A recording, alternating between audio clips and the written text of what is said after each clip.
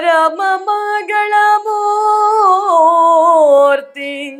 ಪಾವನ ಚರಿತ ಪರಮಾನಂದಮಯ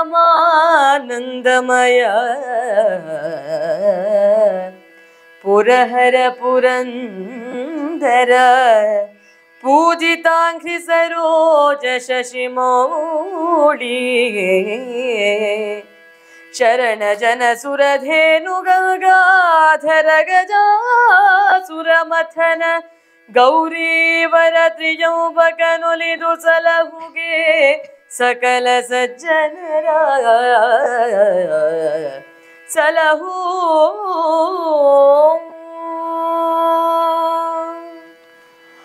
ಧರ್ಮ ಬಂಧುಗಳೇ, ರಾಮಾಯಣ ದರ್ಶನಂ ಪ್ರವಚನ ಮಾಲಿಕೆ ಅದರ 89ನೇ ಸಂಚಿಕೆಯನ್ನು ಪ್ರವೇಶ ಮಾಡುತ್ತಾ ಇದ್ದೇವೆ. ಇವತ್ತು ಯುದ್ಧಕಾಂಡದಲ್ಲಿ ನಾಯಕ ಪ್ರತಿನಾಯಕರು ಇದಿರಾದಂತಹ ಸಂದರ್ಭಗಳಲ್ಲಿ ಸಾಗ್ತಾ ಇದ್ದೇವೆ. 48ನೇ ಸಂಧಿಯ ಪ್ರವೇಶ ನಾವಿವತ್ತು. ಬಹಳ ಮುಖ್ಯ ಸಂಗತಿಗಳಿವೆ. ಕಳೆದ ಇಷ್ಟು ಸಂಚಿಕೆಗಳಲ್ಲಿ ಇದನ್ನು U+ ಚಾನಲ್ನವರು ಏನು ಪ್ರಸಾರ ಮಾಡಿದ್ದಾರೆ ಯೂಟ್ಯೂಬಿನ ಮೂಲಕವಾಗಿ, ಇದನ್ನು ತಾವು ಬಹಳ ಶ್ರದ್ಧಾಭಕ್ತಿಯಿಂದ ಕೇಳಿದ್ದೀರಿ, ನಮ್ಮನ್ನು ಪ್ರೋತ್ಸಾಹಿಸಿದ್ದೀರಿ. ಅನೇಕ ಹಿರಿಯರು ಧರ್ಮ ಬಂಧುಗಳು ನಮಗೆ ಬೇರೆ ಬೇರೆ ಸಂದರ್ಭಗಳಲ್ಲಿ ವೈಯಕ್ತಿಕವಾಗಿ ಭೇಟಿ ಕೊಟ್ಟಾಗ, ಸಿಕ್ಕಿದಾಗ, ಮಾತುಕತೆಗಳಲ್ಲಿ ಅಥವಾ ದೂರವಾಣಿಯಲ್ಲಿ ಅಥವಾ ಸಂದೇಶದ ಮೂಲಕವಾಗಿ ಪ್ರತಿಕ್ರಿಯಿಸಿ ಇದನ್ನು ತುಂಬ ಹಾರ್ದಿಕವಾಗಿ ಸ್ವೀಕರಿಸಿದ್ದೀರಿ. ನಮಗೆ ಪ್ರೋತ್ಸಾಹದ, ಮೆಚ್ಚುಗೆಯ ಮತ್ತು ಸಲಹೆ, ಮಾರ್ಗದರ್ಶನದ ಮಾತುಗಳನ್ನು ಹೇಳಿದ್ದೀರಿ. ಅವರನ್ನೆಲ್ಲ ಈ ಸಂದರ್ಭದಲ್ಲಿ ನಾನು ನೆನಪಿಸಿಕೊಳ್ತೇನೆ. ಇದನ್ನು ಈಗ ಕಳೆದ ಸಂಚಿಕೆಯಲ್ಲಿ ಶಕ್ಯಾಯುಧದಿಂದ ಲಕ್ಷ್ಮಣ ಧರೆಗೊರದದ್ದು, ರಾಮನ ದುಃಖ, ಕರುಣಾರಸ, ರಾಮ ವಿವೇಕ, ಜಾಂಬವರು ಎಚ್ಚರಿಸುವಂತಹದ್ದು, ಹನುಮಂತ ಚಂದ್ರದ್ರೋಣ ಪರ್ವತದಿಂದ ಸಂಜೀವಿನಿ ತರುವಂತಹದ್ದು ಮತ್ತೆ 2ನೇ ಬಾರಿಗೆ. ಇವರೆಲ್ಲ ವಿಭೀಷಣ, ಲಕ್ಷ್ಮಣ, ಸುಗ್ರೀವಾದಿಗಳು ಆ ಸಂಜೀವಿನಿಯಿಂದ, ವಾನರ ವೈದ್ಯರಾದಂತಹ ಸುಷೇಣನ ಉಪಚಾರದಿಂದ ಏಳುವಂತಹದ್ದು, ರಾಮಸೇನೆಯಲ್ಲಿ ಮತ್ತೆ ಹರ್ಷ, ಸಂತೋಷ ಇದು ಕಾಣುವಂತಹದ್ದು. ಅದನ್ನು ನಾವು ಗಮನಿಸಿದ್ದೇವೆ. ಈಗ 48ನೆಯ ಸಂಧಿಯಲ್ಲಿ 89ನೇ ಸಂಚಿಕೆಯಲ್ಲಿ ರಾಮರಾವಣರ ಈ ಪ್ರಕರಣವನ್ನು ಮತ್ತೆ ಕೇಳೋಣ. ವಸುಮತಿ ಪತಿ ಸೂನು ಕೇಳ ದಶಚಿರನು ಮುಖಭಂಗದಲ್ಲಿ ತಲೆ ಮುಸುಕಿನಲಿ ಸಾರಿದನು ಸಜ್ಜಾಗೃಹವನಿರುಳಿನದಿ ಬಿಸುಗುದಿಯ ಬಿರುಸುಯಿಲ ಸೂಳಿನ ಮಸುಳಿದಾನನ ಮಂಡಲದ ಬೇವಸದ ಕರಣೇದ್ರಿಯದ ಖಳನೊರಗಿದನು ಮಂಚದಲ್ಲಿ ಖಳನೊರಗಿದನು ಮಂಚದಲ್ಲಿ.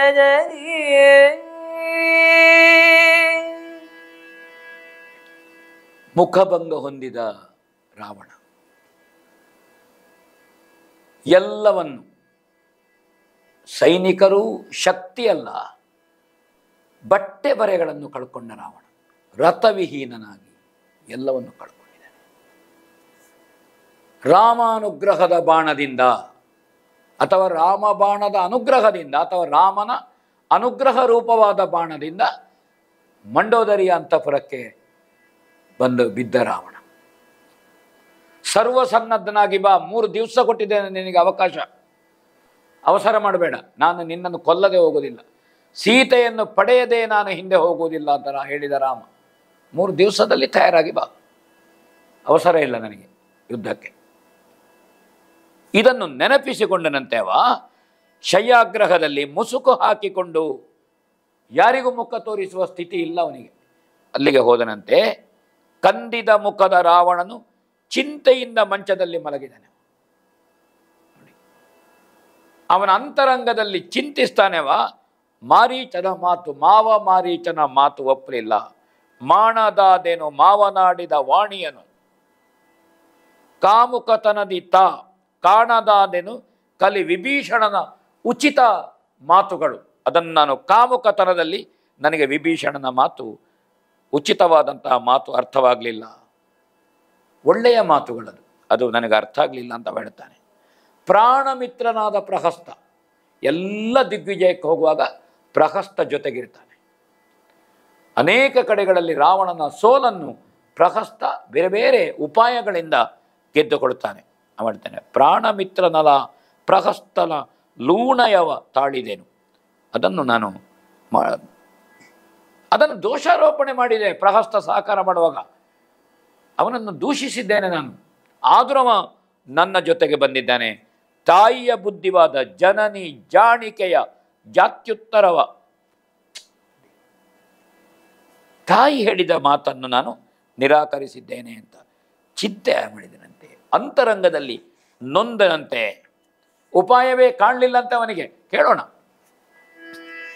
ಏನುಪಾಯವು ತನ್ನ ಕಟ್ಟಭಿಮಾನ ಭಂಗ ಸ್ಥಿತಿಗೆ ಹರಣವನ ಆನರೇಶ್ವರ ನಿತ್ತನುದಿಗೆ 3 ಬಾರಿಯಲಿ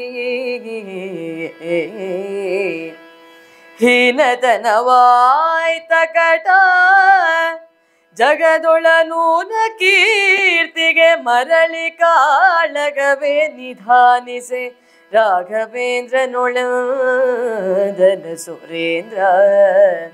ಏನುಪಾಯವು ತನ್ನ ಕಟ್ಟಭಿಮಾನ ಭಂಗ ಸ್ಥಿತಿಗೆ ಲೋಕೋತ್ತರವಾದಂತಹ ದಿಗ್ವಿಜಯ ಕೀರ್ತಿ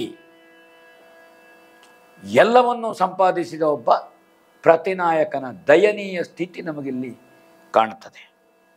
ಆತ್ಮಗೌರವಕ್ಕೆ ಧಕ್ಕೆಯುಂಟಾದುದಕ್ಕೆ ಏನು ಉಪಾಯ? ಆತ್ಮಗೌರವವೇ ಹೋಯಿತು. ಹೇಗೆ ಹೋಯಿತು? ಯಾಕೆ ಹೋಯಿತು? ಈ ದಿವಸ 3 ಬಾರಿ ಅವಧಿಯನ್ನಿಟ್ಟು ನನ್ನ ಪ್ರಾಣ ಉಳಿಸಿದ ಮಾನವರ ರಸ ರಾಮ. 3 ಸಲ ನನ್ನನ್ನು ಕೊಲ್ಲುವ ಅವಕಾಶ ಇತ್ತು, ಆದರೆ ನನ್ನ ಪ್ರಾಣದಾನ ಮಾಡಿದ್ದಾನೆ ರಾಮ. ನನಗೆ ಹೋಗು. ಲಕ್ಷ್ಮಣ ಹೇಳ್ತಾನೆ, ನಿರಾಯುಧ ನೀನು, ವಾಹನ ರಥ ಇಲ್ಲ, ಯಾವುದೂ ಇಲ್ಲ, ನಾವು ಸೂರ್ಯವಂಶೀಯರು, ನೀನು ಸಿದ್ಧನಾಗಿ ಬಾ. ರಾಮ ಹೇಳ್ತಾನೆ, ಸೂರ್ಯವಂಶೀಯರು ಮನುವಂಶೀಯರು, ನಾವು ಮಾನನಿಧಿಗಳು,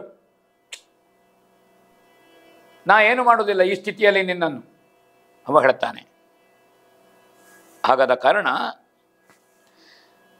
ಕೆಟ್ಟ ಕೆಲಸ ಜಗತ್ತಿನಲ್ಲಿ ನಿಷ್ಕಳಂಕ ಕೀರ್ತಿ ಸಂಪಾದಿಸಬೇಕಾದ್ರೆ ರಾಮನ ಜೊತೆಗೆ ಪುನಃ ಯುದ್ಧ ಮಾಡಬೇಕು ನಾವು. ಹಾಗಾದರೆ ನಿಷ್ಕಳಂಕವಾದ ಕೀರ್ತಿ ಏನೇ ಆಗಲಿ ಸೋಲ್ಲಿ ಪುನಃ ಯುದ್ಧ ಮಾಡಿದನಲ್ಲ ರಾಮನ ಎದುರು, ಪಲಾಯನವಾದ ಮಾಡಲಿಲ್ಲಲ್ಲ. ಇದು ಯೋಚಿಸಿದಂತೆ ತಲೆಯನ್ನು ಬೋಳಿಸಿಕೊಂಡು ಸಂಸಾರದ ಕಾಟವನ್ನು ಬಿಟ್ಟು ಹೇಗೆ ಒಟ್ಟು ದೇಶಾಂತರಕ್ಕೆ ನಾನದು ಹೋಗುವುದಾ? ತಲೆ ಬೋಳಿಸಿ ಭೂಮಂಡಲವನ್ನು ಸುತ್ತುವುದ ಹೇಗೆ? ಇದು ಒಂದು. ಎಲ್ಲ ದೇಶಾಂತರಕ್ಕೆ ಹೋಗುದು ತಲೆ ಬೋಳಿಸಿಕೊಂಡು ಅಲ್ಲ, ಉಳಿದ ಎಲ್ಲ ಬಯಕೆ, ಸಂಸಾರ, ಸುಖ, ಅಧಿಕಾರ ಎಲ್ಲ ವಿಷ ತೆಕ್ಕೊಂಡ್ರೆ ಹೇಗೆ? ಆತ್ಮಹತ್ಯೆ ಮಾಡುವುದಾ? ನೋಡಿ, ಒಬ್ಬನ ದಯನೀಯ ಸ್ಥಿತಿ, ದುರಂತ. ಅಧರ್ಮ ಮಾರ್ಗದಲ್ಲಿ, ಅಪಸವ್ಯದಲ್ಲಿ ಒಬ್ಬ ಬದುಕಿದ್ರೆ, ಬಾಕಿದ್ದವರ ಬದುಕನ್ನು ಕಸಿದ್ರೆ, ಸ್ತ್ರೀ ಲಂಪಟತನ ಮಾಡಿದರೆ, ಹೆಣ್ಮಕ್ಕಳ ಮಾನಭಂಗ ಮಾಡಿದರೆ, ದುರಾಚಾರ ಮಾಡಿದರೆ ಎಲ್ಲಿಗೆ ಬಂದು ನಿಲ್ತದೆ ಒಬ್ಬನ ಸ್ಥಿತಿ? ಅವ ಎಂತಹ ವಿಕ್ರಮಿಯೇ ಇರಲಿ, ಇದು ನಮಗೆ ಕೊಡುವಂತಹ ಸಂದೇಶ, ಜನಮಾನಸಕ್ಕೆ ಕೊಡುವ ಸಂದೇಶ. ಏನಿದ್ರೇನು ಅವನ ಸ್ಥಿತಿ? ವಿಷ ತೆಕ್ಕೊಳ್ಳುವುದಾ? ಇನ್ನೊಂದು ಮಾರ್ಗ ಉಂಟು, ಶತ್ರುವಿನೊಡನೆ ಹೋರಾಟ ಮಾಡುವಂತಹದ್ದು. ಇದು ಅಂತಿಮ ಮಾರ್ಗ, ರಾಮನಲ್ಲಿ ಯುದ್ಧ ಮಾಡುವಂತಹದ್ದು. ಇದು ಕಷ್ಟ, ರಾಮನಲ್ಲಿ ಯುದ್ಧ ಮಾಡಲಿಕ್ಕೆ ಅಂತ ಹೇಳ್ತಾನೆ ಅವ. ಆದರೆ ಅದೊಂದೇ ಕಷ್ಟದ ಕಡೆಯ ಮಾತು ಹೇಳ್ತಾನೆ ಅವ. ಕಷ್ಟ ಉಂಟಿದು, ಅದರ ಕೊನೆಗೆ ಅದು ತೀರ್ಮಾನ, ಬೇರೆ ದಾರಿಯೇ ಕಾಣುವುದಿಲ್ವಂತೆ ಅವನಿಗೆ. ನೋಡೋಣ. ಮನದೊಳಿ ಪರಿಹಲುಬುತಾಖಳ ನೆನೆದುಕೊಳ್ಳನು ಮೆಚ್ಚಿಸುವೆನಾ ವನಜ ಪೀಠನ ನಿಗಮ ಜೂಟನ ಕೋಟಿ ಹೋಮದಲ್ಲಿ ತನಗೆ ನೂರ್ಮಡಿ ವಿಕ್ರಮದ ಹೆಂಪಿನ ಮಹಾಭಟ ಕೋಟಿ ರಾವಣರನು ಮಹಾಕ್ರತುಕುಂಡದಲ್ಲಿ ಹೊರಬಡಿಸುವೆನು ಯದ ಮನದೊಳಿ ಪರಿಹಲುಬುತ ರಾವಣನು. ಆದರೆ ರಾಕ್ಷಸ ವಿವೇಕ ಅದು. ಹಾಗಲಕಾಯಿಗೆ ಬೆಲ್ಲದ ಕಟ್ಟೆ ಕಟ್ಟಿ ಬೆಲ್ಲದ ನೀರು ತೆಗೆದ್ರೆ ಸಿಹಿ ಆಗೋದಿಲ್ಲ ಒಂದು ಮಾತು. ಹಾಗಾಯಿತು. ಅದು ಹೋಗಲಿಲ್ಲ ಅವನಿಗೆ ದುರಾಚಾರದ ಕಡೆಗೆ, ಮಾರಣದ ಬಗೆಗೆ, ಮಾಟದ ಬಗೆಗೆ, ಮಾಯೆಯ ಬಗೆಗೆ ತಲೆ ಓಡಿತು. ಅವ ಕೋಟಿ ಹೋಮದ ಮೂಲಕ ವೇದಶಿರನಾದಂತಹ ಬ್ರಹ್ಮನನ್ನು ಮೆಚ್ಚಿಸ್ತೇನೆ. ಯಜ್ಞವೇ ಇದಕ್ಕೆ. ಒಂದು ಸಂದರ್ಭದಲ್ಲಿ ಯಜ್ಞದಲ್ಲಿ ಕುಳಿತ ಮಗನಾದ ಮೇಘನಾಥನನ್ನೇ ಹಿಡ್ಕೊಂಡು ಬಂದವ, ಯಾಕೆ ಯಜ್ಞ ಮಾಡುತ್ತೆ ಅಂತ. ಅವನೇ ಯಜ್ಞವನ್ನು ಮೊರೆ ಹೋಗುತ್ತಾನೆ. ಬ್ರಹ್ಮನನ್ನು ಮೆಚ್ಚಿಸ್ತೇನೆ, ನನಗಿಂತ ವಿಕ್ರಮಿಗಳಾದ ರಾವಣರನ್ನು ಸೃಷ್ಟಿ ಮಾಡ್ತೇನೆ, ಕೋಟಿ ಮಹಾರಾವಣರನ್ನು ಮಹಾಯಾಗದ ಅಗ್ನಿಕುಂಡದಿಂದ ಹೊರಡಿಸ್ತೇನೆ, ಎಲ್ಲ ಫಲವನ್ನು ಅದರಿಂದ ಪಡಿಬಹುದು. ಧೂಮ್ರಾಕ್ಷಾದಿಗಳು ಯಾರು ಸತ್ತಿದ್ದಾರೆ ಅವರನ್ನು ಎಬ್ಬಿಸ್ತೇನೆ, ಯುದ್ಧದಲ್ಲಿ ಗೆಲ್ತೇನೆ, ವಿಜಯಲಕ್ಷ್ಮಿ ಜಯಭಾಮಿಯನ್ನು ನಾನು ಭೂಸೀತೆಯ ಜೊತೆಗೆ ಅವಳ ಸವತಿಯನ್ನಾಗಿಸ್ತೇನೆ. ಪುನಃ ಹುಚ್ಚು ಯಾವುದು? ಸೀತೆಯದ್ದೇ ಹುಚ್ಚು. ಇದು ರಾವಣನಲ್ಲಿ ಕೊನೆಯ ಸೋತು ಸರ್ವ ಸೋಲಾಗಿದೆ.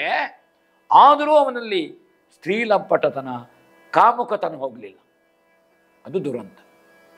ಅದು ರಾವಣನ ಭಾರಿ ದೊಡ್ಡ ದೋಷ, ಅದು ಭಾರಿ ದೊಡ್ಡ ಅವಗುಣ. ಸೇತಿರಿಸ್ತೇನೆ. ಕೊರಗಿ ಪ್ರಯೋಜನ ಏನು? ಹಾಗೆ ಬಂಡೋದರಿಯನ್ನು ಸಪತ್ನೀಕನಾಗಿ, ಇಲ್ಲದಿದ್ದರೆ ಫಲ ಇಲ್ಲ, ಅವಳನ್ನು ಅವ ಕರೆದನಂತೆ, ಯಜ್ಞಾರಂಭಕ್ಕೆ ಕೈಕೊಂಡನಂತೆ. ಹಾಗೆ ರಾಕ್ಷಸ ಬ್ರಾಹ್ಮಣರನ್ನು ಯಾಗ ಸಿದ್ಧತೆಗೆ ಕರೆದನಂತೆ. ಮೂಢರ ಗುರು ರಾವಣ ತನ್ನ ಪತ್ನಿಯೊಡನೆ ಪುಷ್ಪಕ ವಿಮಾನವನ್ನೇರಿ ಹೊರಟ ಅಂತ ಹೇಳ್ತಾನೆ. ಮೂಢರ ಗುರು ರಾವಣ ಬಹಳ ಸೊಗಸಾಗಿ ಉಂಟಿದಲ್ಲಿ. ಹಾಗೆ ನೂರ್ಮಡಿ ವಿಕ್ರಮದ ಹೆಂಪಿನ ಮಹಾಭಟಕೋಟಿ ರಾವಣರನ್ನು ಮಹಾಕ್ರತುಕುಂಡದಲ್ಲಿ ಹೊರಡಿಸಿದನು ಸ್ವೆನು ಅಂತವ ಹೇಳ್ತಾನೆ. ಹೀಗೆ ರಾವಣ ಆ ರೀತಿ ಮೆಚ್ಚಿಸ್ತೇನೆ ಅಂತವ ಹೊರಟಿದ್ದಾನೆ. ಹಲುಬುತ ನೋಡಿ, ಕವಿಯ ಪ್ರಯೋಗ ನೋಡಿ. ಮಾತು ಅಂತ ಹೇಳಲಿಲ್ಲ, ಯಾವುದು ಅರ್ಥ ಇಲ್ಲದ, ಅರ್ಥಹೀನ, ಜಲ್ಪ ಅಂತ ನಾವೇನು ಹೇಳ್ತೇವೆ, ಕೆಟ್ಟ ಮಾತುಗಳು, ಅದನ್ನು ಹಲುಬುವುದು ಅಥವಾ ಬೊಗಳುವುದು ಅಂತ ಹೇಳೋದು. ಅದನ್ನು ಕವಿ ರಾವಣನ ಮಾತನ್ನು ಅವ ಇಲ್ಲೇ ಹೇಳಿದ್ದಾನೆ. ಅವ ಹಾಗೆ ಹೊರಟದ್ದೆಲ್ಲಿಗೆ ಅಂದರೆ ನಿಕುಂಬಿಳ ದೇವಿ ಮಂದಿರಕ್ಕೆ ಹೊರಟಿನಂತೆ. ಇಂದ್ರಜಿತು ಯಾಗ ಮಾಡಿದಂತಹ ಪ್ರದೇಶ ಅದು, ಅಲ್ಲಿಗೆ ಹೊರಟನಂತೆ. ನೋಡೋಣ. ಇಳಿದು ಧನಪ ವಿಮಾನವನು ನಿಜ ಕುಲದ ಮನೆ ದೇವತೆಯ ನೈಕುಂಭಿಳಿಯ ನಿಳಯವ ಹೊಕ್ಕನು. ನಿಜ ಕುಲದ ಮನೆ ದೇವತೆಯ ನೈಕುಂಭಿಳಿಯ ನಿಳಯವ ಹೊಕ್ಕನೊದರುವ ವಾದ್ಯ ಘೋಷದಲ್ಲಿ ಹಲವು ಪೂಜಾ ವಿಧದಿ ದೇವಿಯನೊಲಿಸಿ ಹೊಕ್ಕನು. ಮಯವಿ ನಿರ್ಮಿತ ಬಿಲಮುಖದ ವಿತಳ ಪ್ರದೇಶದ ಯಜ್ಞ ಮಂಟಪವ ಹೊಕ್ಕನು. ಸಪತ್ನೀಕನಾಗಿ ಪುಷ್ಪಕವನ್ನು ಏರಿ ಹೊರಟ ರಾವಣ ಮೂಲ ನಿಕುಂಬಿಳ ದೇವಿಯ ಗುಡಿಗೆ ಬರ್ತಾನೆ. ಪುಷ್ಪಕದಿಂದ ಇಳಿತಾನೆ. ಧನಪ ವಿಮಾನ, ಕುಬೇರನ ವಿಮಾನ ಅದು, ಅಪಹರಿಸಿ ತಂದದ್ದು, ಅದನ್ನು ಹೇಳ್ತಾನೆ. ಅಲ್ಲಿ ವಾದ್ಯ ಘೋಷ ಮಂಗಲವಾದ್ಯದಲ್ಲಿ ರಾವಣನನ್ನು ಅವರು ಸ್ವಾಗತ ಮಾಡ್ತಾರೆ. ತಮ್ಮ ಕುಲದ ಮನೆ ದೇವತೆಯಾದಂಥ ನಿಕುಂಬಿಳ ಆ ದೇವಾಲಯವನ್ನು ಪ್ರವೇಶಿಸಿದಂತೆ ಹಲವು ಪೂಜಾ ಕ್ರಮದಲ್ಲಿ ವಿವಿಧ ರೀತಿಯಲ್ಲಿ ದೇವಿಯನ್ನು ಒಲಿಸಿ ವಿತಳವೆಂಬ ಅಧೋಲೋಕದಲ್ಲಿ ಮಯ ನಿರ್ಮಿಸಿದಂತಹ ಬಿಲದ ಬಾಗಿಲಿನ ಯಜ್ಞ ಮಂಟಪವನ್ನು ಪ್ರವೇಶ ಮಾಡಿದ. ಆ ಮೂಲ ನಿಕುಂಬಿಳೆಯ ಮೂಲಕವಾಗಿ ವಿತಳಕ್ಕೆ ಹೋಗ್ತಾನೆ. ಅವ ವಿಶೇಷವಾದಂತಹ ಗುಪ್ತವಾದಂತಹ ಯಾಗ ಮಂಟಪ ಅದು. ಅಲ್ಲಿ ಬೇತಾಳ ಜಟ್ಟಿಗಳು, ರಾಕ್ಷಸರು, ಭೈರವರು ಮತ್ತು ಭೂತನಾಥರೇ ಇವರೆಲ್ಲ ಶತ್ರುಗಳು ಬರದಂತೆ ಕಾವಲು ಕಾಯುವವರು. ರಾವಣಾಜ್ಞೆಯಲ್ಲಿ ಅವರಿದ್ದರು. ಕೈಯಲ್ಲಿ ತಲೆಬುರುಡೆಗಳನ್ನು ಮಾಲೆಯನ್ನು ಧರಿಸಿ ಕಾಲಮೇಘದ ದೇಹಕಾಂತಿಯ ಭೂತಗಣಗಳು ಅವರು ಮಂಟಪದ ಸುತ್ತ ಕಾವಲು. ಕಾಳಿ, ದುರ್ಗಿ, ವರಾಹಿ, ಭೈರವಿ, ಇಲ್ಲಿ ಶೂಲಪಾಣಿ, ಚಂಡಿ, ಚಂಡಕರಾಳಿ, ಕಪಾಲಿನಿ, ಮಹೋದರಿ, ಮುಕ್ತಕೇಶಿ ಕವಿ ಬಹಳ ಈ ಶಕ್ತಿಗಳನ್ನು ಇಲ್ಲಿ ಎಂತೆಂಥವರಿದ್ರು ಹೇಳ್ತಾನೆ. ಜ್ವಲನಮುಖಿ, ಗಂಟಾಳಿ, ಶಾಕಂಬರಿ, ತಪಸ್ವಿನಿ, ಹೀಗೆ ಇವರು ಕೈಯಲ್ಲಿ ಕತ್ತಿ ಹಿಡಿದು ನಿಂತರು. ಮಾರಿ, ಮಾಲಿನಿ, ಹಾಗೆ ದಂಡಪಾಣಿ, ವಾರುಣೇಶ್ವರಿ ಇವರೆಲ್ಲ ರಕ್ಷಣೆಗೆ. ಧೂಮ್ರಮುಖಿ, ಹಾಗೆ ಶಾಕಿನಿ, ಡಾಕಿನಿ, ಕೌಬೇರಿ, ಪ್ರಣಯಿನಿ, ಮಹೇಂದ್ರಾಣಿ, ಘೋರಪೂತನಿ, ರೌದ್ರಮುಖಿ, ಕೌಮಾರಿ, ವೈಷ್ಣವಿ ಮೊದಲಾದ ಘೋರ ಶಕ್ತಿ ದೇವತೆಗಳು ಇವರೆಲ್ಲ ರಾವಣನ ಈ ಮಹಾಮಾರಣ ಯಜ್ಞಕ್ಕೆ ರಕ್ಷಣೆಗಾಗಿ ಇವರೆಲ್ಲ ಅಲ್ಲಿ ಇದ್ದರು ಅಂತ ಅವರು ಹೇಳ್ತಾನೆ. ಇಲ್ಲಿ ಮಯನನ್ನು ಕರೆಯಿಸಿ ವ್ಯವಸ್ಥೆಗಳನ್ನು ಹೇಗೆ ಮಾಡ್ತಾನೆ ಕೇಳೋಣ. ಕರೆಸಿದನು ಮಯನನು ನಿಶಾಚರ ಗುರುವನವರನು ಮತದಿ ಅಧ್ವರ ವಿರಚಿಸಿದುದಾಸುರ ವಿಕರ್ಮ ಮಹಾಭಿಚಾರದಲ್ಲಿ ತರುಣ ಕೇಳೈ ಕೋಟಿ ಹೋಮದ ಪರಿಕರ ದ್ರವ್ಯಗಳಲ್ಲಿ ಕರ್ಪೂರ ಮಹೀಸುರ ನಿಕರ ಬಳಸಿತು ಕುಂಡವನು ಮಕದ ಕರೆಸಿದನು ಮಯನನು.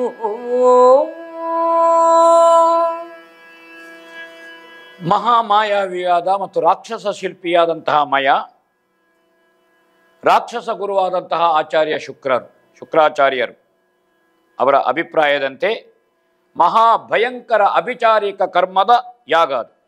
ಮಾರಣಾಧ್ವರ, ಮಹಾಮಾರಣಾಧ್ವರ ಅದು. ಇಂದ್ರಜಿತ್ ಮಾಡಿದ ಮಾರಣಾಧ್ವರಕ್ಕಿಂತಲೂ ಮಿಗಿಲಾದ ಅಂತಹ ಮಾರಣಾಧ್ವರ ಆಯಿತು. ಕೋಟಿ ಹೋಮಗಳಿಗೆ ಬೇಕಾದಂತಹ ಸಲಕರಣೆಗಳು, ಆಹುತಿಗಳು, ದುರ್ದೇವತೆಗಳಿಗೆ ಶೀಘ್ರ ಫಲಪ್ರಾಪ್ತಿಗೆ ಕೊಡುವಂತಹ ದೇವತೆಗಳು, ಇದಕ್ಕೆ ರಕ್ತ ಕೊಡಬೇಕು, ಪಂಚಮಕಾರಗಳು ಈ ದೇವತೆಗಳಿರುವಂತಹದ್ದು ಶೀಘ್ರ ಪ್ರಾಪ್ತಿಗೆ. ಇದು ಪಿಪಿಲಿಕಾ ಮಾರ್ಗ ಅಲ್ಲ, ಇದು ರಥಕ್ರಾಂತ ಅಲ್ಲ, ಅಶ್ವಕ್ರಾಂತ. ಇದು ಅಶ್ವ ನೆಗೆದುಕೊಂಡು ಹೋಗುವಂತಹದ್ದು, ರಥ ಆದರೆ ಉರುಳಿಕೊಂಡು ಹೋಗುವಂತಹದ್ದು, ಇರುವೆ ಹರ್ಕೊಂಡು ಹೋಗುವಂತಹದ್ದು. ಇದು ರಥಕ್ರಾಂತ. ಇದು ಅಂತಹ ಸಿದ್ಧಿಗಳಿದು. ಅಂತಹ ರಾಕ್ಷಸ ಬ್ರಾಹ್ಮಣರು ಅವರೆಲ್ಲ ಬ್ರಾಹ್ಮಣ ರಾಕ್ಷಸರಲ್ಲ, ರಾಕ್ಷಸ ಬ್ರಾಹ್ಮಣರು. ಲಂಕೆಯಲ್ಲಿದ್ದಂತಹ ವರ್ಗ ಅದು. ರಾವಣ ಅಭಿಚಾರಿಕಕ್ಕೆ ಬಳಸುವಂತಹ ಅವರು ವರ್ಗ ಅದು. ಅವರೆಲ್ಲ ಯಾಗಕೊಂಡ ಕರಿಯ ಚರ್ಮವನ್ನು ಹೊದ್ದುಕೊಂಡು ಉದ್ದವಾದಂತಹ ಕರುಳಿನ ಜನ್ನವಾರವನ್ನು, ಯಜ್ಞೋಪವೀತವನ್ನು ಎಡಗಡೆಗೆ ಹಾಕಿಕೊಂಡು ಮಾನವ ರಕ್ತವನ್ನು ಪೂಸಿಕೊಂಡು ದಾಸವಾಳದ ದಂಡೆಗಳನ್ನು ಧರಿಸಿ ಕೆಂಪು ಹೂವಿನದ್ದು ತಲೆಗೂದಲನ್ನು ಬಿಚ್ಚಿಕೊಂಡು ಬಲಗೈಯಲ್ಲಿ ಖಡ್ಗವನ್ನು ಹಿಡಿದು ಅಭಿಚಾರ ಯಾಗದ ದೀಕ್ಷೆಯನ್ನು ರಾವಣ ಕೈಗೊಂಡ. ನೋಡಿ, ಒಂದು ವಿಶಿಷ್ಟವಾದಂತಹ ವಿಪರೀತವಾದಂತಹ ಸಿದ್ಧಿಗಾಗಿ ರಾವಣ ತನ್ನ ತಲೆಯನ್ನು ಕತ್ತರಿಸಿ ಮಿದುಳನ್ನು ಕೆರೆದು ತೆಗೆದು ತಲೆಯ ಓಡನ್ನು ಸುಕ್ಕಾಗಿ ಮಾಡಿ ಹಾಕಬೇಕಲ್ಲ. ಅದಕ್ಕೆ 10 ತಲೆಯಲ್ಲಿ ಒಂದು ತಲೆಯನ್ನೇ ಕಡಿದಿದ್ದಾನೆ, ಅದನ್ನು ಹೆರೆದು ತೆಗೆದಿದ್ದಾನೆ. ಇದು ತೆಂಗಿನಕಾಯಿಯನ್ನು ಒಡೆದು ಅದರ ಒಳಗಿದ್ದಂತಹ ತಿರುಳನ್ನು ಹೆರವಣೆಯಿಂದ ತೆಗೆದಾಗೆ ಆ ತಲೆಯ ಬುರುಡೆಯಲ್ಲಿ ಅದನ್ನೇ ಯಜ್ಞಕ್ಕೆ ಆಜ್ಯವನ್ನೋ ರಕ್ತವನ್ನೋ ಇನ್ನು ಏನೇನನ್ನು ಹಾಕಬೇಕು, ಮದಿರೆ, ಮದ್ಯ, ಮಾಂಸಾದಿಗಳನ್ನು ಹಾಕಲಿಕ್ಕೆ ಅದನ್ನೇ ಅವ ಮುಖ್ಯವಾಗಿ ಪಾತ್ರೆಯನ್ನಾಗಿ ಮಾಡಿದನಂತೆ. ತಲೆಯ ಪಾತ್ರೆಯಲ್ಲಿ ಮಾಂಸದ ಚರುವನ್ನು ಹಾಕಿ ಮಿದುಳಿನ ಅನ್ನವನ್ನು ತಯಾರಿಸಿ ಅದಕ್ಕೆ ರಕ್ತ ಮಿಶ್ರಿತವಾದಂತಹದ್ದು ಆಹವನಿಯ ಅಗ್ನಿಯ ಬಳಿಯಲ್ಲಿ ಸಿದ್ಧಪಡಿಸಿ ಇಟ್ಟರಂಥದ್ದನ್ನೆಲ್ಲ ಯಾಗಕ್ಕೆ ಹಾಕಲಿಕ್ಕೆ ಜಠರಾಗ್ನಿಯನ್ನು ಆ ರೀತಿ ನೋಡೋಣ. ಅರುಣಗಂಧಾಕ್ಷತೆಯ ಪುಷ್ಪೋತ್ಕರದಲಾಹುತವನ ನರ್ಚಿಸಿ ಸರಸಿರುಗ ಸಂಭವನನಾಹ್ವಾನಿಸಿ ಮಹೇಶ್ವರನ ಸ್ಮರಿಸಿ ಭಾರ್ಗವ ಮಾತ್ರ ಮುಖದುಚ್ಚರಣೆಯಲಿ ಕಡಿ ಕಡಿದು ಚಿಗುರುವ ಶಿರವನಾಹುತಿಯಾಗಿ ಕೊಡುತ್ತಿರ್ದನು ದಶಗ್ರೀವ.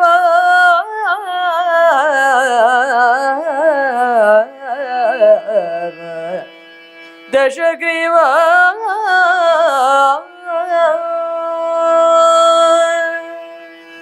ಜಠರಾಗ್ನಿಯನ್ನೇ ತೆಗೆದಿದ್ದಾನೆ ಈ ಯಜ್ಞಕ್ಕೆ.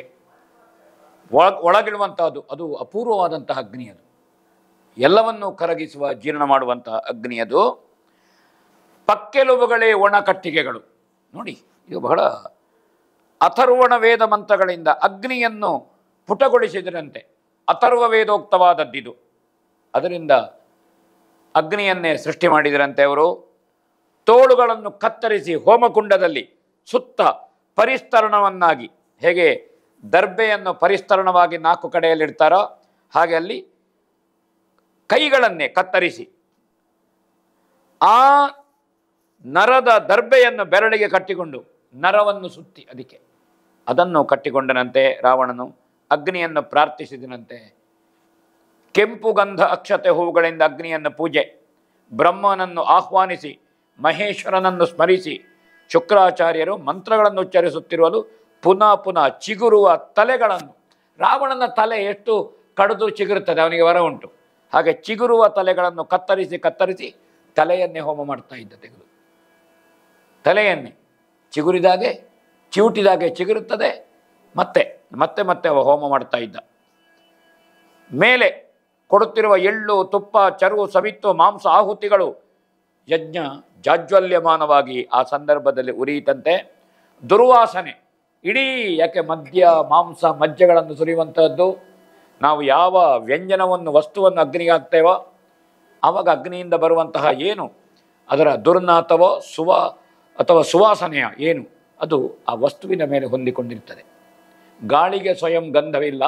ಯಾವ ವಸ್ತುವಿನ ಮೇಲೆ ಗಾಳಿ ಹಾದು ಹೋಗ್ತದೋ ಆ ಪರಿಮಳವನ್ನು ಅಥವಾ ಅದನ್ನು ಹೊತ್ತುಕೊಂಡು ಬರ್ತದೆ. ಹಾಗೆ ದುರ್ವಾಸನೆ ಹೊಗೆ ಇಡೀ ಅದು ವ್ಯಾಪಿಸಿತು ಅಂತ ಕವಿ ಇಲ್ಲಿ ಹೇಳ್ತಾನೆ. ಇಡೀ ವ್ಯಾಪಿಸಿತು, ಇಡೀ. ನೋಡಿ, ಆಕಾಶದ ನಕ್ಷತ್ರ ಕುಲಪರ್ವತಗಳ ಮೇಲೆ ದಳ್ಳುರಿ, ದಿಕ್ಕು ದಗದಗನೆ ಉರಿಯಿತು, ದೇವಲೋಕ ಮುಗ್ಗರಿಸಿತು, ದೇವತೆಗಳು ಬಾಯಾರಿದರು. ಅದರ ಪ್ರಭಾವದಿಂದ ಆ ಇಡೀ ಸೈನ್ಯವೇ ಚಲ್ಲಾಪಿಲ್ಲಿಯಾಗಿ ಹೋಯಿತು. ಇದರಿಂದಾಗಿ ಇದರ ಪರಿಣಾಮ ರಾಮಸೇನೆಯ ಮೇಲೆ ಆಗ್ತದಂತೆ. ನೋಡುವ. ಏನಿದೆ ಉದ್ಭಾತ ಜನಿತ ಕೃಷಾನುಕಲ್ಪ ವ್ಯಾಪ್ತಿಯೋ ಲಂಕಾ ನಗರದ ಅಧಿನಾಥನುದ್ಯಮದಾಭಿಚಾರಕವೋ ನೀನು ಬಲ್ಲೆ ಹದನ ನೆನೆ ಮಣಿದ ನನವ ನೆನೆದೇವ ದೇವ ತಪ್ಪದು ಮಾನುಷಾರಿಯ ಕೋಟಿ ಹೋಮವಿದಿಂದನ ಸುರೇಂದ್ರ ಏನಿದೆ ಉತ್ಪಾತ. ರಾಮ ವಿಭೀಷಣನನ್ನು ಪ್ರಶ್ನಿಸ್ತಾನೆ, ಏನು ವಿಕೋಪ ಇದು? ಒಮ್ಮಿಂದೊಮ್ಮೆಲೆ ರಾವಣಂತೂ ಎಲ್ಲವನ್ನೂ ಕಳ್ಕೊಂಡು ನಮ್ಮ ಬಾಣದಿಂದ ಹಾರಿಸಲ್ಪಟ್ಟವ ರಾವಣ. ಅಪಶಕುನ ಕಾಣ್ತದೆ.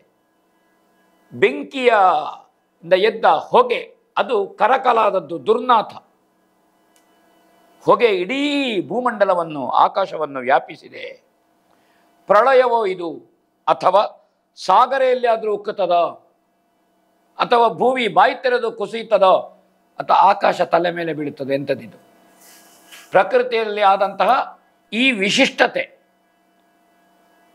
ವಿಪರೀತ ಇದು ಪ್ರಕೃತಿಯಲ್ಲಿ ಆದ್ದಿದ್ದು. ಈ ವೈಪರೀತ್ಯಕ್ಕೆ ಕಾರಣ ಏನು? ಅಥವಾ ಲಂಕಾ ನಗರೇಶ್ವರ ಏನಾದರೂ ಅಭಿಚಾರವನ್ನು ಪ್ರಯೋಗ ಮಾಡಿದನೋ? ರಾವಣನನ್ನು ನಂಬಲಿಕ್ಕಾಗೋದಿಲ್ಲ. ಎಂಥದ್ದು ಮಾಡಿಯ ನಾವು ಅಭಿಚಾರವೋ ಅಂತ ಕೇಳ್ತಾನೆ. ಇದೇನು ಅಂತ ತಿಳಿಯುವುದು ಹೇಳುವ ಸಾಮರ್ಥ್ಯ ನಮ್ಮಲ್ಲಿ ನಿನಗಲ್ಲದೆ ವಿಭೀಷಣ ಮತ್ತೆ ಯಾರಿಗೂ ಇಲ್ಲ ಅಂತ ಹೇಳ್ತಾನೆ ರಾಮ. ನಿಮ್ಗೆ ಗೊತ್ತಾಗ್ತದೆ, ನಮ್ಗೆ ಗೊತ್ತಾಗೋದಿಲ್ಲ. ನಾವು ಸಾಮಾನ್ಯ ಮನುಷ್ಯರು. ದೇವರೇ, ನೀವು ಹೇಳಿದ್ದಲ್ಲಿ ಏನು ತಪ್ಪಿಲ್ಲ ರಾಮಚಂದ್ರಮ, ನೀ ಹೇಳಿದ್ದು ಸರಿಯೇ ಇದು. ನಿನ್ನ ಊಹನೆ ಸರಿಯಾದದ್ದುಂಟಿದು. ರಾವಣನ ಕೋಟಿ ಹೋಮ ಇದು. ಇದು ಮಾರಣ.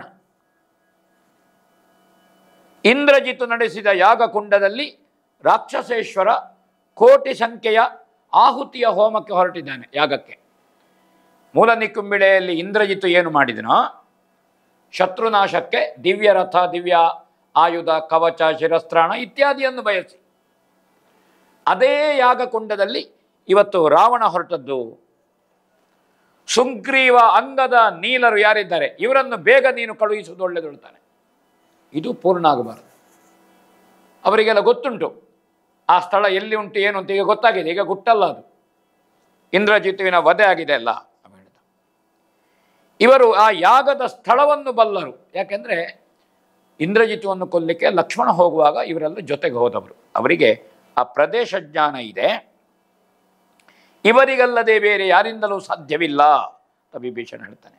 ಕೂಡಲೇ ಅಪ್ಪಣೆ ಕೊಡಿ ಅಂತ ಬೆಟ್ಟ ಗುಡ್ಡ ತೆಗೆದುಕೊಂಡು ಕಪಿವೀರರು ಸಿದ್ಧವೇ. ಅವರಿಗೆ ಏನು ದಕ್ಷಿಣೆ ಇಲ್ಲ. ಅವರು ಒಂದೇ ರಾಮಾಜ್ಞೆಗೆ ಕಾಯೋದು. ಅವರು ತಯಾರು. ಪೆಟ್ಟು ಬೀಳಲಿ, ರಕ್ತ ಹರಿಲಿ, ಸಾಯಿಲಿ, ಹೋಗಲಿ, ಮರು ದಿವಸ ಬದುಕಿ ಹೇಳ್ತಾರೆ. ಇದು ರಾಮಾನುಗ್ರಹ. ದೇವತೆಗಳ ಅಂಶದಿಂದ ಬಂದವರು. ಹಳೆಯ ಯುದ್ಧಗಳಲ್ಲಿ ಸೋತಿದ್ದೇವೆ, ಎಷ್ಟು ಸಲ ಬಿದ್ದಿದ್ದಾರೆ, ಎಷ್ಟು ಸಲ ಎದ್ದಿದ್ದಾರೆ. ಅವರಿಗೆ ಆ ಬೇಸರವೂ ಇಲ್ಲ, ಆ ನೋವು ಇಲ್ಲ, ಅಥವಾ ಭೀತಿ ಮೊದಲೇ ಇಲ್ಲ. ಹೊರಡುದೆ ಬೆಟ್ಟಗುಡ್ಡಗಳನ್ನು ಹಿಡ್ಕೊಂಡು ಅವರು ತಯಾರಾದ್ರಂತೆ. ಇನ್ನು ಹೇಳಬೇಕಾದುದೇನು ಅಂತವ ಹೇಳ್ತಾನೆ. ಎಲ್ಲ ರೀತಿಯಿಂದ ಅವ ಹೇಳ್ತಾನೆ. ಹಾಗೆ ಕಾರ್ಯವನ್ನು ಗೆದ್ದುಕೊಡುವುದು ನಿಮ್ಮ ಹೊಣೆ, ಮೇಲಿದನ್ನು ನಿಮಗೇ ಗೊತ್ತಿದೆ ಅಂತ ರಾಮ ಆಗ ಹೇಳಿದ. ಸರಿ, ನೀ ಹೇಳಬೇಕಾದ್ದೆಲ್ಲ ಹೇಳಿದ್ದಿ. ನಾನಿವರಿಗೆ ಆಜ್ಞೆ ಕೊಡ್ತೇನೆ. ಯುದ್ಧವನ್ನು ಗೆದ್ದುಕೊಡುವಂಥ ಕೆಲಸ ಏನುಂಟು ಅದು ಗೊತ್ತುಂಟು ಅಂತ. ಹೀಗೆ ರಾಮ ಕಪಿವೀರರನ್ನು ಅರ್ಬುದ ಸೈನ್ಯದನ್ನೇ ಕಳುಹಿಸಿದನಂತೆ. ಯುದ್ಧ ಹೇಗೆ ಗೆಲ್ಲಬೇಕು ಅಂತ ರಾಮಚಂದ್ರನಿಗೆ ಗೊತ್ತುಂಟು, ರಾವಣನನ್ನು ಹೇಗೆ ಕೊಲ್ಲಬೇಕು ಅಂತ. ಆದರೆ ಕಪಿಗಳಲ್ಲಿ ಅದನ್ನು ನಾಶ ಮಾಡುವಂಥದ್ದು ಮುಖ್ಯ. ಆ ಯಾಗ ಧ್ವಂಸ ಆಗಬೇಕಾದ್ದು ಬಹಳ ಮುಖ್ಯ. ಹಾಗೆ ಅವರೆಲ್ಲ ಅವಕಾಶ ಕೊಡದೆ ಭೂತಗಣವು ಹೊರಟಿತು. ಇಡೀ ವಾನರ ಸೇನೆ ಮೂಲ ನಿಕುಂಬಿಳೆ ಕಡೆಗೆ ಅವರು ಹೊರಟಿದಂತೆ. ಜಗತ್ತಿನ ಪಟ್ಟಣಗಳಲ್ಲಿ ಆಂಜನೇಯನು ಹೊಡೆದೋಡಿಸುವ ವೀರನಲ್ಲವೇ. ಹಾಗೆ ಹನುಮಂತ ಬೇಕಾದ್ದು ಮುಖ್ಯ. ಹನುಮಂತನನ್ನು ಕರ್ಕೊಂಡ್ರೆ ಎಲ್ಲ ಕೆಲಸ ಆಗ್ತದೆ. ಅವನಿಗೆ ಭೂತಗಣಗಳನ್ನು ಹೊಡೆಯುವುದು ಎಲ್ಲ ಗೊತ್ತುಂಟು. ಯಾಕಂದರೆ ಅವನು ತೊಡಗಿದ್ದೆಲ್ಲಿಂದ ಅಂತ ಕೇಳಿದರೆ, ಲಂಕೆಯನ್ನು ರಕ್ಷಣೆ ಮಾಡುತ್ತಿದ್ದಂತಹ ಲಂಕಿಣಿಯನ್ನು ಹೊಡೆಯುವಲ್ಲಿಂದ ತೊಡಗಿದ್ದಾನೆ, ಅಥವಾ ಸಿಂಹಿಕೆಯನ್ನು ಹೊಡೆಯುವಲ್ಲಿಂದ ತೊಡಗಿದ್ದಾನೆ. ಹಾಗೆ ಹನುಮಂತನ ಮುಂದೆ ಯಾವ ಭೂತಗಣಗಳು ನಿಲ್ಲುವುದಿಲ್ಲ. ಹಾಗೆ ಹನುಮಂತನ ನೇತೃತ್ವದಲ್ಲಿ ಹೊರಟರಂತೆ ಕೇಳೋಣ. ಅರಸಿದನು ದಶಜಿರನನ ಗಿರಿಜಿರದ ಶಕ್ತಿ ನಿಕುಂಭಿಳಿಯ ಮಂದಿರದ ಮುಂಭಾಗದಲ್ಲಿ ಕಾಣದೆ ಕಲಿತ ರೋಷದಲ್ಲಿ ಧರೆ ಬಿರಿಯಲುರಿ ನೆಗೆಯಲೊದೆದನು, ಚರಣದಲ್ಲಿ ನೆಗೆಯಲೊದೆದನು. ಬಳಿಕಲ್ಲಿ ಕಂಡನು ಸುರವಿರೋಧಿಯ ಹೋಮದೆಡೆಯನು ಹೊಕ್ಕನು ರವಣಿಸಿ. ದಶಶಿರನನು ಅರಸಿದನು. ಯಾರ್ಯಾರಲ್ಲಿ ಕಾವಲಿನ ಭಟರಿದ್ರು, ಆಗ ಪ್ರಸ್ತಾಪೇನ ನಾನು ಬಹಳ ಹೆಸರುಗಳನ್ನು ಹೇಳಿದ್ದೇನೆ. ಬೇರೆ ಬೇರೆ ದುರ್ದೇವತೆಗಳು, ಇವರೆಲ್ಲ ಕಾವಲಿನ ಭಟರವರು ಯಾರ್ಯಾರಿದ್ರಲ್ಲಿ 7 ಸುತ್ತಿನಲ್ಲಿ ನಿಂತಿದ್ರು. ಅವರೆಲ್ಲ ಕೈ ಹಿಡ್ಕೊಂಡು, ಆ ಮಾರಿಯೋ, ಮಾಲಿನಿಯೋ, ದಂಡಪಾಲಿನಿಯೋ, ಕಾಳರಾತ್ರಿಯೋ, ಬೇತಾಳ ಜಟ್ಟಿಗಳೋ, ರಾಕ್ಷಸರು ಯಾರ್ಯಾರಿದ್ರು, ಭೈರವರು, ಉಗ್ರ ಭೈರವರು ಎಲ್ಲ ಹನುಮಂತನ ನೇತೃತ್ವದಲ್ಲಿ ಎಲ್ಲ ಹುಡಿ ಮಾಡ್ತಾ ಸಾಗಿದರು. ಉದಿತ ಅಧರ್ಮ ಹೆಚ್ಚಾದ ಕೂಡಲೇ ನಾಶ ಹೊಂದುತ್ತಾ ಹೋಗ್ತದೆ, ಮತ್ತೆ ಹೆಚ್ಚು ಸಮಯ ಬೇಕಾಗುವುದಿಲ್ಲ. ಹಾಗೆ ಎಲ್ಲರೂ ಆಂಜನೇಯನು ಹೊಡೆದೋಡಿಸುವುದಕ್ಕೆ ಸಾಧ್ಯವೇ ಇಲ್ಲದೆ ಇದ್ದದ್ದು ಯಾವುದು ಕೇಳ್ತಾನೆ ಕವಿ. ಅವ ಆಂಜನೇಯನ ಮುಂದೆ ಭೂತಗಣಗಳು ನಿಲ್ಲಿಗುಂಟ? ಇಲ್ಲವೇ ಇಲ್ಲ, ಯಾರೂ ನಿಲ್ಲಿಲ್ಲ. ಹಾಗೆ ಬೆಟ್ಟದ ಶಿಖರದಲ್ಲಿದ್ದ ನಿಕುಂಬಿಳಾದೇವಿಯ ದೇವಾಲಯದ ಮುಂದುಗಡೆಯಲ್ಲಿ ರಾವಣನನ್ನು ಹುಡುಕಿದ್ರಂತೆ ಇವರು ಕಪಿಗಳು. ಹನುಮಂತ, ಸುಗ್ರೀವ, ನೀಲ, ಅಂಗದ ಇವರೆಲ್ಲ ಹೋಗಿ ರಾವಣನನ್ನು ಕಾಣದೆ ಕೋಪವಂತವರಿಗೆ ಪಾದದಿಂದ ನೆಲವನ್ನು ಒದ್ರಂತೆ. ಸಿಟ್ಟಿನಿಂದ ಎಲ್ಲಿ ಹೋಗಿದ್ದಾನೆ ಇವ ಅಂತ ಬಿರುಕು ಬಿಟ್ಟಿದಂತೆ ಅಲ್ಲಿ ರಾವಣ ಹೋಮ ಮಾಡುತ್ತಿದ್ದ ಸ್ಥಳವನ್ನು ಕಂಡು ರಭಸದಿಂದ ಅಲ್ಲಿಗೆ ನುಗ್ಗಿದ್ರು. ಇವರು ಒದ್ದದ್ದಲ್ಲಿ ಆ ನೆಲವೇ ಬಿರುಕು ಬಿಟ್ಟಿದೆ, ಆ ಗೋಡೆ ಒಡೆದು ಹೋಗಿದೆ. ಆ ಒಡೆದೋದ ಗೋಡೆಯ ಎಡೆಯಲ್ಲಿ ರಾವಣ ಯಾಗ ಮಾಡುತ್ತಿರುವುದವರಿಗೆ ಖಂಡಿತ, ಓ ಇದರೊಳಗೆ ಇದೆಯಾ ನೀನು ಕೂತ್ಕೊಂಡು ಅಲ್ಲಿ ಒಳಗೆ ನುಗ್ಗಿದ್ರಂತೆ ಅವರು. ಹಾಗೆ ಎಷ್ಟು ಜನ ಕಾವಲಿನ ಭೂತಗಳು ಮತ್ತೆಷ್ಟು ರೂಪಿನಲ್ಲಿದ್ದರೋ, ಎಷ್ಟು ವಿಧದಲ್ಲಿದ್ದರೋ ಅವರನ್ನೆಲ್ಲ ತಪ್ಪಿಸಿಕೊಂಡು ಹೋಗಲಿಕ್ಕೆ ಪ್ರಯತ್ನ ಮಾಡುತ್ತಿದ್ದಂತೆ ಅವರನ್ನೆಲ್ಲ ಎತ್ತಿ ಎತ್ತಿ ಹನುಮಂತ ಅಗ್ನಿಕುಂಡಕ್ಕೆ ಹಾಕಿದ. ಯಾಗಕುಂಡಕ್ಕೆ ಹಾಕ್ತಾನೆ. ನೀವು ಓಡುದೆಲ್ಲಿಗೆ? ನಿಮ್ಮ ಆಯುಷ್ಯ ಮುಗಿಯಿತು, ನೀವು ಯಾಗಕ್ಕೆ ಬಿದ್ದು ಸಾಯಿರಿ, ನಿಮಗೆ ಪುಣ್ಯಲೋಕ ಉಂಟು, ನೀವು ಓಡುದೆಲ್ಲಿಗೆ ಅಂತ ಅವರನ್ನು ಅಗ್ನಿಕುಂಡಕ್ಕೆ ಎಸೆದನಂತೆ. ಈಶ್ವರನಿಗೆ ಕೈ ಮುಗಿದನಂತೆ. ಜಗತ್ತಿನ ಗುರು ಜಗದಾದಿದೇವ ಪರಮೇಶ್ವರ ಶುಕ್ರಾಚಾರ್ಯ ಮತ್ತು ಮಯಾಸುರನನ್ನು ಅಲ್ಲಿಂದ ಓಡಿಸಿದನಂತೆ ಹನುಮಂತ. ಈಶ್ವರ ದೇವರಿಗೆ ಕೈ ಮುಗಿದು, ಯಾಕಂದರೆ ಶುಕ್ರರು ಈಶ್ವರಾನುಗ್ರಹದಿಂದ ಮೃತ ಸಂಜೀವಿನಿ ಪಡೆದವರು, ಮಯಾಸುರನು ಹಾಗೆ ಶಿವನಿಗೆ ಕೈ ಮುಗಿದನಂತೆ. ದೇವರೇ ಆಶೀರ್ವಾದ ಮಾಡಿ, ರಾಮ ಕಾರ್ಯಕ್ಕೆ ವಿರೋಧಿಗಳು ಹಾಗಣ ಇವರನ್ನು ಎತ್ತಿ ಬಿಸಾಡದೆ ನನಗೆ ನಿರ್ವಾಹ ಇಲ್ಲ, ನೀ ಸಿಟ್ಟು ಮಾಡಬಾರದು ಅಂತ ಶುಕ್ರಾಚಾರ್ಯರು ಮತ್ತು ಮಯಾಸುರನನ್ನು ರಾವಣನ ಉಗ್ರಯಾಗದ ಪೂರ್ಣಾಹುತಿಯನ್ನು ನೆಲಕ್ಕೆ ತುಳಿದರಂತೆ. ಪೂರ್ಣಾಹುತಿಯ ಸ್ಥಿತಿಯಲ್ಲಿತ್ತು, ಅದನ್ನು ಎತ್ತಿ ಹಿಡಿದಿದ್ದಾರೆ. ಅದನ್ನೇ ತೆಗೆದು ಅದನ್ನು ಭ್ರಷ್ಟಗೊಳಿಸಿದರು, ಎತ್ತಿ ಎಸೆದ್ರಂತೆ ಅದನ್ನು. ಆ ಸಂದರ್ಭದಲ್ಲಿ ಹನುಮಂತನ ಕಣ್ಣಿಗೆ ಬಿದ್ದಂತಹ ರಾಕ್ಷಸ ಮತ್ತಷ್ಟು ಮಂದಿ ಇದ್ದರು, ಅವರನ್ನು ಬಿಡದೆ ಅಗ್ನಿಕುಂಡದೊಳಕ್ಕೆ ತುಳಿದು ಹಾಕಿದರಂತೆ. ಆ ಸಂದರ್ಭದಲ್ಲಿ ಅಂಗದ ರಾಕ್ಷಸಾಧಿಪತಿಯ ಹೆಂಡತಿ ಮಂಡೋದರಿಯ ಮುಂದಲೆಯನ್ನು ಹಿಡಿದು ಅವಳುಟ್ಟ ಸೀರೆಯನ್ನು ಅವಳು ಅಯ್ಯೋ ಅಯ್ಯೋ ಅಂತ ಇದ್ದಂತೆ. ಆ ಸಂದರ್ಭದಲ್ಲಿ ಅವಳ ಮುಂದಲೆ ಹಿಡಿದ್ಲು. ನೀನು ಹೋಗಿ ಹೋಗಿ ಸೀತಾಮಾತೆ ದುಃಖದಲ್ಲಿದ್ದಾಳಲ್ಲಿ, ಅವಳ ಬಂಧನ ವಿಮೋಚನೆಗೆ ನಾವು ಯುದ್ಧ ಮಾಡ್ತಾ ಇದ್ದೇವೆ, ನೀನೊಬ್ಬಳು ಹೆಣ್ಣಲ್ವ, ನಿನಗೊತ್ತಿಲ್ವ ಆ ತಾಯಿಯ ಬಂಧನ ಬಿಡುಗಡೆ ಆಗಬೇಕು ಅಂತ ನಿನಗೆ ಗೊತ್ತಿಲ್ವ? ನೀನು ಬಂದು ಈ ದುರಾಚಾರಿಯ ಯಾಗಕ್ಕೆ ಸಪತ್ನೀಕನಾಗಿ ನೀನೊಬ್ಬಳು ತಿಳಿದವಳಾಗಿ ಇಲ್ಲಿ ಬಂದು ಕೂತಿದ್ದೀಯಲ್ಲ ಅಂತ ಅವಳ ಸೀರೆಯನ್ನು ಸೆಳೆಯಲು ಅವಳು ಅಯ್ಯೋ ಅಂತ ಬೊಬ್ಬೆ ಹಾಕಿದ್ರು. ಕಿರುಚಿಗೊಂಡಂತೆ ರಾವಣನನ್ನು ಕೂಗಿದ್ಲಂತೆ ಅವಳು. ಆ ಸಂದರ್ಭದಲ್ಲಿ ಇವ ಹಿಡಿದು ಎಳಿವಾಗ ಮುಂದರೆಯನ್ನು ಹಿಡಿದು ಮಂಡೋದರಿ ದುಃಖಿಸಿದ್ರಂತೆ. ನೋಡೋಣ. ಅಕಟಲೋಗರ ಹೆಂಡತಿಯನ ಪ್ರಕಟದಲ್ಲಿ ನೀತಾದೆ, ಲೋಕ ಪ್ರಕಟದಲ್ಲಿ ನಿನ್ನಂಗನೆಯ ನಿಂದಯ ಸಮಕ್ಷದಲ್ಲಿ ಚಿಕುರ ಕಲಿತ ಕರುಷಣದ ವಿಟನಿಕರ ಬೆಳೆದೊಯ್ಯುತ್ತಲಿದೆಯೇ, ನೀಶಕುತನಾದಡೆ ಸಲಹು ಲಜ್ಜೆಯನದಳ ಕಾಂತೆ ಅಕಟ. ಮಾರ್ಮಿಕವಾದಂತಹ ಮಾತನ್ನು ಮಂಡೋದರಿ ಹೇಳ್ತಾಳೆ ರಾವಣನಿಗೆ. ಆ ಸಂದರ್ಭದಲ್ಲಿ ಅಂಗದ ಮಂಡೋದರಿಯ ಮುಂದಲೆಯನ್ನು ಎಳೆಯುವಾಗ, ಅಯ್ಯೋ ಪರರ ಪತ್ನಿಯನ್ನು ನೀನು ಗುಟ್ಟಾಗಿ ಕದ್ದು ತಂದೆ, ಪರರ ಪತ್ನಿಯನ್ನು ಗುಟ್ಟಾಗಿ ಕದ್ದು ತಂದೆ, ಈಗ ನಿನ್ನ ಹೆಂಡತಿಯನ್ನು ಜಗತ್ತಿನೆದುರು ಬೆತ್ತಲೆ ಮಾಡ್ತಾ ಇದ್ದಾರೆ. ನೆನಪಿಟ್ಟುಕೋ ನೀನು, ಬೆತ್ತಲೆ ಮಾಡ್ತಾ ಇದ್ದಾರೆ. ಮುಂದಲೆಯನ್ನು ಹಿಡಿದು ನನ್ನ ಕೂದಲನ್ನು ಸೀಮಂತವನ್ನು ನೆತ್ತಿಯಲ್ಲಿಡುವಂತಹದ್ದದು ಹಿಡಿದು ಎಳೆದು ಕೊಂಡೋಗುತ್ತಾ ಇದೆ ಕಾಮುಕರ ಗುಂಪು. ನೀನು ಸಮರ್ಥನಾದರೆ ನಿನ್ನ ಹೆಂಡತಿಯ ಮರ್ಯಾದೆಯನ್ನು ಕಾಪಾಡುವಂತ ಮಂಡೋದರಿ ಹೇಳ್ತಾಳೆ. ನೋಡಿ, ನೀನು ಬೇರೆಯವರ ಹೆಂಡತಿಯನ್ನು ಕದ್ದುಕೊಂಡು ಬಂದಿದ್ದಿ, ನಿನ್ನ ಹೆಂಡತಿ ನಿನ್ನ ಕಣ್ಣ ಮುಂದೆ ಗುಟ್ಟಿನಲ್ಲಿ ಅಲ್ಲ, ರೂಪ ಬದಲಾವಣೆ ಮಾಡಿ ಅಲ್ಲ, ಕದ್ದುಕೊಂಡು ಎದುರಿನಲ್ಲಿ ಹೇಳ್ಕೊಂಡು ಹೋಗ್ತಾ ಇದ್ದಾರೆ. ಸುಮ್ಮನೆ ಕೂತಿದ್ದೀಯಲ್ಲ ನೀನು, ಬಿಡಿಸು, ಗಂಡಸುತನ ಇದ್ದರೆ ಸಮರ್ಥನಾದರೆ ಅಂತ ಹೇಳ್ತಾನೆ. ರಾವಣನ ಕಿವಿಯ ಮೇಲೆ ಬಿದ್ದಂತೆ ಕೋಪಾಗ್ನಿಯಿಂದ ತತ್ತರಿಸಿದ ಶಿವದೇವರು ಕೊಟ್ಟಂತಹ ಚಂದ್ರಹಾಸವೆಂಬ ಖಡ್ಗ ಇತ್ತವನ ಹತ್ರ, ಮುಕ್ಕಣ್ಣ ಕೊಟ್ಟದ್ದು. ಖಡ್ಗವನ್ನು ಸೆಳೆದು ಅಂಗದನ ಮೇಲೆ ಬೀಸ್ತಾನೆ. ಅಂಗದನ ದೇಹ ತುಂಡಾಗಿ ಬೀಳುತ್ತದೆ. ಆ ಸಂದರ್ಭದಲ್ಲಿ ಹನುಮಂತನ ಮುಂದೆ ನುಗ್ಗುತ್ತಾನಂತೆ. ಅಂಗದನನ್ನು ಕೊಂದು ಹನುಮಂತನು ಮಹಾಯುದ್ಧವನ್ನು ಕಿತ್ತುಕೊಂಡು ಮುರಿದಾಕಿದ. ಶಿವ ಕೊಟ್ಟಂತಹ ಚಂದ್ರಹಾಸವೆಂಬ ಖಡ್ಗವನ್ನು ಹನುಮಂತ ತುಂಡು ಮಾಡ್ತಾನೆ, ಮುರಿತಾನೆ. ಹನುಮಂತನಲ್ಲಿ ಶಿವಶಕ್ತಿ ಇದೆ. ಶಿವ ಅಷ್ಟಮೂರ್ತಿ, ಅದರಲ್ಲಿ ಭೀಮ ಎನ್ನುವಂತಹ ಮೂರ್ತಿ, ಅದಕ್ಕೆ ವಾಯು ನೆಲೆ, ಅದರಿಂದ ಹುಟ್ಟಿದವ ಹನುಮಂತ ಅಂತ ಒಂದು ಶಿವಪುರಾಣದಲ್ಲಿ ಕಥೆ ಇದೆ. ಆ ಹನುಮಂತ ಚಂದ್ರಹಾಸವನ್ನು ತುಂಡು ಮಾಡುವುದು ನಮಗೆ ಕಾಣ್ತದೆ. ರಾವಣನಿಗೆ ಸಂದೇಶವನ್ನು ಹೇಳ್ತಾನೆ ಅವ, ನೋಡೋಣ. ಕೇಳಲವೋ ದಶ ಮುಖ ವಿಕರ್ಮದ ಬೇಳುವೆಯ ಬೇಳು ಬೂದಿಯೊಳ್ ಆಳುವುದು ಕಕ್ಕುಲಿತೆ ಸಾಕಿನ್ನೇಕೆ ಜಯ ಮುಖದ ಕಾಳಗದೊಳನು ಚರಿಸದೊದಗಿದಡೇಡುವುದು ಕಡಿದುಡಿದ ಕೀರ್ತಿಲತಾವಳಿ ಕವಲೊಡೆದ ಜನಲಯತನಕೆಂದ ನಾ ಹನುಮಾಗ ಕೇಳೆಲವೋ ದಶಮುಖ ಕೇಳೋ ದಶಕಂಠ. ನೀನು ಒಂದು ಮಾತು ಕೇಳಬೇಕು ನನ್ನದ್ದು. ದುಷ್ಕರ್ಮದ ಹೋಮದ ಆಹುತಿಯ ಬೂದಿಯಲ್ಲಿ ಕಲಸಿ ಹೋಗು ನೀನು.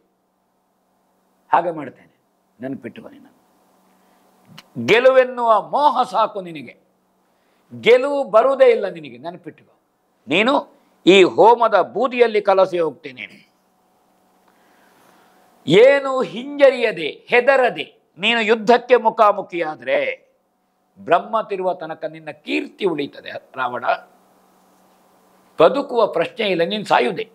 ಆದರೆ ಯುದ್ಧಕ್ಕೆ ಒದಗಿದರೆ ನಿನ್ನ ಕೀರ್ತಿ ಕವಲೊಡೆದು ಬೆಳೆಯುವುದು, ಅದು ಬೆಳೆಯುತ್ತದೆ. ರಾವಣ ಹೋರಾಟ ಮಾಡಿ ವೀರ ಸ್ವರ್ಗವನ್ನು ಸೇರಿದ. ನಿನ್ನನ್ನು ಜನ ಹೇಳ್ತಾರೆ, ನೀನು ಹೇಳಿದ ಮಾತು ತಪ್ಪಲ್ಲಾಡಿದ ರಾವಣ, ನೀ ಹೇಳಿದ್ದು ಸರಿ, ಒಪ್ಪಿದವ ತಕ್ಷಣದಲ್ಲಿ. ತಪ್ಪದಿ ನುಡಿ ಎನ್ನುತ್ತಾ ಹನುಮನ ಅವ ತಪ್ಪಲ್ಲಾಡ್ತಾನೆ. ಹನುಮಂತನನ್ನು ಉಚಿತ ಸ್ಥಾನದಲ್ಲಿರಿಸಿ ಯುದ್ಧ ಮದದಿಂದ ರಥವನ್ನು ಏರ್ತಾನೆ ಅವ. ಹನುಮಂತನನ್ನು ಆಯ್ತಾಯ್ತು, ನೀ ಹೇಳಿದ್ದು ಸರಿ ಅಂತ ಕೈ ಮುಗಿದಂತ ಹನುಮಂತನಿಗೆ ಹಾಗೆ ಯುದ್ಧದ ಕುದುರೆಯನ್ನು ಬೆದ್ದು ಚಪ್ಪರಿಸಿದ ರಾಮನ ಬಳಿಗೆ ರಥವನ್ನು ನಡೆಸ್ತಾನೆ. ಆ ಸಂದರ್ಭದಲ್ಲಿ ಹನುಮಂತ ಅಂಗದನ ದೇಹವನ್ನು ತೆಗೆಕೊಂಡು ಹೊರಟನಂತೆ. ಅಲ್ಲಿಂದ ಅಗ್ನಿಕುಮಾರ ನೀಲನೊಡನೆ ರಾಮನ ಮುಂದಿಟ್ಟಂತೆ. ಹನುಮಂತ ತಂದು ಆ ದೇಹವನ್ನು ತಂದು ರಾಮನ ಮುಂದೆ ಇಡ್ತಾನವ. ಇತ್ತ ಅಲ್ಲಿ ಬಂದು ನೀಲನೊಡನೆ ಬರ್ತಾನೆ. ಅಂಗದನ ದೇಹವನ್ನು ರಾಮ ನೋಡ್ತಾನೆ. ನೋಡೋಣ ಏನಾಗ್ತದೆ ರಾಮನಿಗೆ ಅಂತ. ತಂದು ಮುಂದಿಳುಹಿದನು ತಾರಾನಂದನನ ಕಡಿಯೆರಡನ ರಸೂಗೆಂದನು. ಈತನ ದೆಸೆಯಲ್ ಅಳೆದುದು ಹೋಮ ರಾವಣನ ಯದೆನಲು ಮನಮರುಗೆ ಕಂಬನಿದದು ಕೆಡಿಸಿದೆಯ ಕಡ ಕೈ ಎಡೆ ಕಂದನನು ಹಗೆಗೆಕ್ಕಿ ಮಾಡಿದೆ ನಗೆಯ ನಮಗೆರ ಅಕಟ. ಅಂಗದನ ತುಂಡಾದ ದೇಹವನ್ನು ತಂದು ರಾಮನ ಎದುರಿನಲ್ಲಿಟ್ಟ ಹನುಮಂತ. ಈತನ ಸಾಹಸದಿಂದ ರಾವಣನ ಹೋಮನಾಶವಾಯಿತು ಅಂತ ಹೇಳಿದ ಹನುಮಂತ. ಯಾಗ ಪೂರ್ಣ ಆಗಲಿಕ್ಕೆ ಬಿಡ್ಲಿಲ್ಲ ಅಂಗದನ ಸಾಹಸದಿಂದ ಆ ಯಾಗ ಭ್ರಷ್ಟ ಆಯಿತು. ಆದರೆ ರಾಮ ಅವನ ಮನಸ್ಸಿಗೆ ದುಃಖವು ಮಣಿಸಿತು. ಅಂಗದ ಸತ್ತದ್ದು ಕಂಡು ಹೋಮನಾಶ ಆದದ್ದರನ್ನು ಕಿವಿಗೆ ಹಾಕಿಕೊಳ್ಳಿಲ್ಲ ರಾಮ. ಯಾಕೆಂದರೆ ವಾಲಿ ಸಾಯುವ ಹೊತ್ತಿಗೆ ಅಂಗದನನ್ನು ರಾಮನ ಕೈಗೆ ಕೊಟ್ಟಿದ್ದ. ಆವಾಗ ರಾಮ ಹೇಳಿದ್ದ, ಇವನನ್ನು ಮಗನಂತೆ ಕಾಣುತ್ತೇನೆ, ಸಹೋದರನಂತೆ ಕಾಣುತ್ತೇನೆ, ಇವನ ರಕ್ಷಣೆ ಹೊಣೆ ನನ್ನದು. ವಾಲಿಗೆ ಕೊಟ್ಟ ಮಾತು, ತಾರೆಯ ಮುಂದೆ ಹೇಳಿದ ಮಾತದು. ಕೆಡಿಸಿಬಿಟ್ಟಿಯಲ್ಲ ಹನುಮಂತ ಹೇಳ್ತಾನೆ, ಕೆಡಿಸಿಬಿಟ್ಟಿ ನೀವು. ನಮ್ಮ ಕೈಗೆ ಒಪ್ಪಿಸಿದ ಕಂದನನ್ನು ಶತ್ರುವಿನ ಕೈಗೆ ಕೊಟ್ಟರಿ ನೀವು. ರಾಮ ಹೇಳ್ತಾನೆ, ಬಲಿ ಕೊಟ್ಟರಿ ನೀವು. ಎಲ್ಲರೂ ಲೋಕ ನಗೆಯಾಡುವ ಹಾಗೆ ಮಾಡಿದ್ರಿ. ಅಪವಾದಕ್ಕೆ ನಾನು ಹೆದರ್ತೇನೆ. ರಾಮನ ಪ್ರಧಾನ ಮಾತು.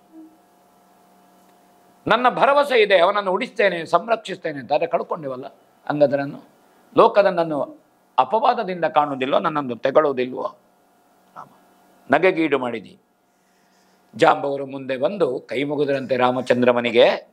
ಇದಕ್ಕೆ ಇಷ್ಟು ಚಿಂತೆ ಯಾಕೆ ಸ್ವಾಮಿ? ಸುಷೇಣನ ಕೈಯಲ್ಲಿ ವಾನರ ವೈದ್ಯನಾದ ಅವನತ್ರ ಮಹಾ ಔಷಧಿಗಳಿವೆ. ಸುಷೇಣನ ಹತ್ರ ಅದು ತುಂಡಾದದ್ದನ್ನು ಜೋಡಿಸ್ತದೆ, ಜೀವ ಹೋದರೆ ಪ್ರಾಣ ಕೂಡಿಸ್ತದೆ, ರಕ್ತ ಹರಿದ್ರೆ ನಿಲ್ಲಿಸ್ತದೆ, ಎಲ್ಲ ಉಂಟು. ಗುದ್ದುವುದುಂಟು, ಕೆತ್ತುವುದುಂಟು, ಕಡಿಯುವುದುಂಟು, ಕೂಡುವುದುಂಟು, ಅವನ ಹತ್ರ ಎಲ್ಲ ಉಂಟು. ಅದಕ್ಕೆ ಬೇಡ. ಆದರೆ ನೀನು ಸಾಮಾನ್ಯನಲ್ಲ ದೇವರೇ, ಮನುಷ್ಯನೇ, ನೀನು ದೇವಾದಿದೇವ. ನಿನ್ನ ಕೃಪೆ ಬೇಕಾದ್ದು ಮಾತ್ರ ಮುಖ್ಯ. ನಿನ್ನ ದಯೆಗೂಡಿದರೆ ಬದುಕಿಸುವುದು ಅಸಾಧ್ಯ ಅಲ್ಲ ರಾಮ. ಇನ್ನು ನಾವು ಚಿಂತೆ ಮಾಡುವ ಸಂದರ್ಭ ಅಲ್ಲಲ್ಲ. ಹನುಮಂತನ ಮೇಲೆ ದೋಷವನ್ನು ಹೊರಿಸುವುದು ಬ್ಯಾಡ್ ಆಡಿದ್ರು ಜಾಂಬವಂತ. ಹನುಮಂತನ ತಪ್ಪಲ್ಲ ಅದು. ನೀನೇ ಆಜ್ಞೆ ಮಾಡಿ ಸುಗ್ರೀವಾಜ್ಞೆಯಲ್ಲಿ ನಾವೆಲ್ಲ ಹೊರಟದ್ದು ಯಾಗವನ್ನು ಭಂಗ ಮಾಡುವುದಕ್ಕೆ. ಅತ್ಯುತ್ಸಾಹದಲ್ಲಿ ಅವನು ಯಾಗ ಭಂಗ ಮಾಡಿದ್ದಾನೆ, ಏನು ಮಾಡೋದು ಅದಕ್ಕೆ? ಯಾಗ ಭಂಗ ಮಾಡಿ ಆದಮೇಲೆ ರಾವಣನ ಚಂದ್ರಹಾಸದಿಂದ ಅವ ಬೀಸಿದ, ಇವ ಸತ್ತ. ಏನು ಮಾಡೋದು? ಆ ಚಂದ್ರಹಾಸ ಇವತ್ತು ಉಳಿಲಿಲ್ಲ, ಹನುಮಂತ ತುಂಡು ಮಾಡಿದ್ದಾನೆ. ಇದು ಅವಿವೇಕದಿಂದ ಆದದ್ದಲ್ಲ, ಅಜಾಗ್ರತೆಯಿಂದ ಆದದ್ದಲ್ಲ ಈ ಪ್ರಕರಣ. ಅದಕ್ಕೆ ಹನುಮಂತನೂ ಕಾರಣ ಅಲ್ಲ. ಜಾಂಬವರು ಸತ್ಯವನ್ನು ಹೇಳ್ತಾನೆ, ನಿಮಗೆ ಅಸಾಧ್ಯವಾದುದು ಯಾವುದು ಅಂತ. ಹೀಗೆ ಆ ರೀತಿ ಸಂದೇಶವನ್ನು ಹೇಳ್ತಾನೆ. ಸುಷೇಣನನ್ನು ಕಡದರಂತೆ ಬಳಿಕ ಇಂದ್ರನ ಮೊಮ್ಮಗ ಅಂಗದನನ್ನು ಅನುಗ್ರಹಿಸು, ಮಹಾ ಔಷಧಿಗಳಿಂದ ನೀನು ರಕ್ಷಿಸಬೇಕು ಅಂತ ಹೇಳಿದನಂತೆ. ಹಾಗೆ ಲಕ್ಷ್ಮಣನನ್ನು ಬದುಕಿಸಿದ ಮಹಾ ಔಷಧಿ ಅದು ಅಲ್ಲಿ ಉಳಿದಿತ್ತಂತೆ. ಅದನ್ನೆಲ್ಲ ಕೂಡಿಸಿ ರಸ ತೆಗೆದು ಅದನ್ನು ಅಂಗದನನ್ನು ಸುಷೇಣ ಬದುಕಿಸಿದ. ರಾಮನಿಗೆ ಸಂತೋಷ ಆಯ್ತಂತೆ. ಆ ಸಂದರ್ಭದಲ್ಲಿ ಮಾರುತಿಯನ್ನು ಕರೆದು ರಾಮ ಮಾತಾಡ್ತಾನೆ. ಎಲೆ ಸಮೀರಜ ದುಗುಡಬೇಕೆ ಅಗ್ಗಳ ಬಲಾನ್ವಿತ ಭಟರಿಗೆಮ್ಮಿ ಬಲವ ಎತ್ತಿದ ವೀರರಾರು. ಅಗ್ಗಳ ಬಲಾನ್ವಿತ ಭಟರಿಗೆಮ್ಮಿ ಬಲವನೆತ್ತಿದ ವೀರರಾರು. ಎಮ್ಮಯ ಸಹೋದರನ ಉಳುಗಿದವರಾರೇನು ಅಸಾಧ್ಯವು ಸಲೆ ವಿಚಾರಿಸೆ ನಿನಗೆ ನಿನ್ನಿಂದೊಳರೆ ಜಗದೊಳು ವೀರರದುಪಚರಿಸಿದನು ರಾಮ. ಉಳುಹಿದವರೇನ ಸಾಧ್ಯವು ಸಲೆ ವಿಚಾರಿಸೆ ನಿನಗೆ ನಿನ್ನಿಂದೊಳರೆ ಜಗದೊಳು ವೀರರದುಪಚರಿಸಿದನು ರಾಮ. ಎಲೆ ಸಮೀರಜ ಕೇಳು. ಹನುಮಂತನನ್ನು ರಾಮ, ಹನುಮಂತ ನಿನ್ನಿಂದಾಗಿ ಹೀಗಾಯಿತಲ್ಲ, ಬೇಸರ ಆಯ್ತಂತೆ ಹನುಮಂತನಿಗೆ. ಹನುಮಂತ ಏನು ತಪ್ಪು ಮಾಡಲಿಲ್ಲ. ಯಾಗ ಮಂಟಪವನ್ನು ಅಥವಾ ಪ್ರದೇಶವನ್ನು ರಕ್ಷಣೆ ಮಾಡುವ ಎಲ್ಲರನ್ನು ಹೊಡೆದುಕೊಂಡಿದ್ದಾನೆ. ಅಸಂಖ್ಯ ಸಂಖ್ಯೆಯ ರಾಕ್ಷಸರನ್ನು ಯಜ್ಞಕುಂಡಕ್ಕೆ ಹಾಕಿದ್ದಾನೆ. ಅಂಗದನೂ ದೊಡ್ಡ ಕೆಲಸ ಮಾಡಿದ್ದಾನೆ. ಆ ಮಂಡೋದರಿಯನ್ನು ಎಬ್ಬಿಸಿ ರಾವಣನ ಏಕಾಗ್ರತೆಯನ್ನು ಭಂಗ ಮಾಡಿ, ಸಣ್ಣ ಕೆಲಸ ಅಲ್ಲ. ಏನು ಮಾಡೋದು? ಚಂದ್ರಹಾಸವನ್ನು ಬೀಸಿದ. ಲಕ್ಷ್ಮಣನ ಮೇಲೆ ಬ್ರಹ್ಮ ಕೊಟ್ಟ ಶಕ್ತ್ಯಾಯುಧವನ್ನು ಎಸೆದ ಹಾಗೆ ಶಿವದೇವರು ಕೊಟ್ಟ ಚಂದ್ರಹಾಸದಿಂದ ಅಂಗದ ತುಂಡಾಗಿ ಬಿದ್ದ. ಆದರೂ ಆ ಹನುಮಂತ ಜಗ್ಗದೆ ಆ ಚಂದ್ರಹಾಸವನ್ನು ಮುರಿದು ಬಿಸಾಡಿದ್ದಾನೆ. ಇವನಲ್ಲಿ ಎತ್ತಿಕೊಂಡು ಬಂದ. ನಾನು ಇಷ್ಟು ಕೆಲಸ ಮಾಡಿದರು. ಇವತ್ತು ಸೀತಾ ಅನ್ವೇಷಣೆಯಿಂದ ತೊಡಗಿ ಪಂಪಾ ಸರೋವರದಲ್ಲಿ ಅಲ್ಲಿಂದ ಸುಗ್ರೀವ ಸಖ್ಯ ಮಾಡಿಸಿ ಎಲ್ಲಿವರೆಗೆ ಸೀತಾ ಅನ್ವೇಷಣೆ, ವನಭಂಗ, ಲಂಕಾದಹನ, ಇಷ್ಟು ಕೆಲಸ ಸೇವೆ ಮಾಡ್ತಾ ಇದ್ದೇನೆ ನಾನು. ನನ್ನ ಬಗೆಗೆ ರಾಮದೇವರು ಮುನಿಸು ಮಾತನ್ನು ಹೇಳಿದ್ರಲ್ಲ ಅಂತ ಹನುಮಂತನಿಗೆ ಬೇಸರ ಆಯ್ತಂತೆ. ಆ ಸಂದರ್ಭದಲ್ಲಿ ರಾಮದೇವರಿಗೆ ಗೊತ್ತಾಯ್ತದು. ಜಾಂಬವರು ನೆನಪಿಸಿದ್ರು, ಹನುಮಂತನನ್ನ ಮೇಲೆ ಹೊರಿಸೋದು ಬೇಡ, ತಪ್ಪಲ್ಲದು ಅಂತ ಜಾಂಬವರು ಹೇಳಿದ್ರು. ಅದನ್ನು ಯಾಕೆ? ಒಂದು ಅನುಗ್ರಹ ಮಾಡಿದರೆ ಆಯಿತು. ಇದೇನು ಹೊಸ್ತಲ್ಲ. ಇಲ್ಲಿ ಬೀಳೋದು, ಸಾಯೋದು, ಏಳೋದು. ಆದರೆ ರಾಮನಿಗೆ ಗೊತ್ತಾಯಿತು, ಮನುಷ್ಯ ಸಹಜವಾದಾಗ ಲೀಲೆಯೂ ಇಲ್ಲ, ಮಹಾತ್ಮೆಯೂ ಇಲ್ಲ. ರಾಮ, ಅಪ್ಪ ಮಾರುತಿ, ನಿನಗೆ ಯಾಕೆ ವ್ಯಸನ, ದುಃಖ ಯಾಕೆ ಅಂತ ಕೇಳಿದನಂತೆ. ನೀನು ನಮ್ಮ ವೀರರಲ್ಲಿ ಮಹಾಬಲಶಾಲಿ, ನಮ್ಮ ಸೈನ್ಯವನ್ನು ಬದುಕಿಸಿದ ಶೂರ, ಚಂದ್ರದ್ರೋಣದಿಂದ ತಂದು ಇದನ್ನು ಹೇಳ್ತಾರೆ. ನನ್ನ ತಮ್ಮನನ್ನು ಉಳಿಸಿದವ ನೀನು. ಇದೆಲ್ಲ ಸಣ್ಣ ಕೆಲಸಗಳಲ್ಲ. ಯೋಚಿಸಿದರೆ ನಿನ್ನಿಂದ ಯಾವುದು ತಾನೇ ಅಸಾಧ್ಯ? ಎಲ್ಲವೂ ಸಾಧ್ಯ. ಜಗತ್ತಿನಲ್ಲಿ ನಿನಗಿಂತ ಹೆಚ್ಚಿನ ಕಲಿಗಳಿಲ್ಲ ರಾಮ ಹೇಳಿದ. ಹನುಮಂತನನ್ನು ಉಪಚರಿಸಿದರಂತೆ. ಹನುಮಂತನಿಗೆ ಆ ಉಪಚಾರ ಬೇಡ. ಏನು ಹೇಳ್ತಾನೆ ಹನುಮಂತ ನೋಡುವ. ಅವಧರಿಸೋ ರಾಜೇಂದ್ರ, ಲೋಕ ವ್ಯವಹರಣೆಯಿದು ಸೇವೆಯಂಬುದು ಭುವನದಲ್ಲಿ ಕರಕಷ್ಟ ದೇವರಿಗೆಂದ ಮಾತಲ್ಲ. ಅವಧರಿಸೋ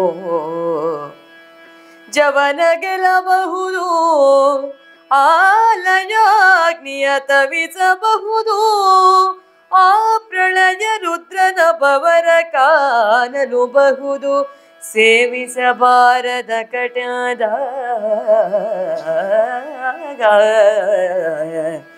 ಅವಧರಿಸು ರಾಜೇಂದ್ರ. ರಾಜೇಂದ್ರ ಶ್ರೀರಾಮಚಂದ್ರಮ, ನೀನು ಅವತರಿಸಬೇಕು, ನನ್ನ ಮಾತು. ಹನುಮಂತ ಮೌನವನ್ನು ಮುರಿತಾನೆ, ಮಾತಾಡ್ತಾನೆ ಹನುಮಂತ. ಇದು ಜಗತ್ತಿನ ನಡವಳಿಕೆ ಸ್ವಾಮಿ. ಸೇವೆ ಅಂತ ಹೇಳುವಂತಹದ್ದು ಲೋಕದಲ್ಲಿ ಬಹಳ ಕಷ್ಟ. ಅದಕ್ಕಾಗಿಯೇ ಸೇವಾ ಹಿ ಪರಮೋ ಧರ್ಮ, ಅತ್ಯಂತ ಶ್ರೇಷ್ಠ ಅದು. ಆದರೆ ತುಂಬ ಕಷ್ಟ ಉಂಟದು ಹಾಗೆ ಮಾಡಲಿಕ್ಕೆ. ಸ್ವಾಮಿಯವರಿಗೆ ಮಾತ್ರ ಹೇಳಿದ ಮಾತಲ್ಲ. ಸ್ವಾಮಿ ನಿನಗಲ್ಲ ರಾಮಚಂದ್ರಮ್ಮ ನಾನು ಹೇಳೋದು, ನಿನಗೆ ಹೇಳುವುದಲ್ಲ ಇದು, ನಾನು ಲೋಕದವರಿಗೆ ಹೇಳುವುದು ಇದನ್ನು.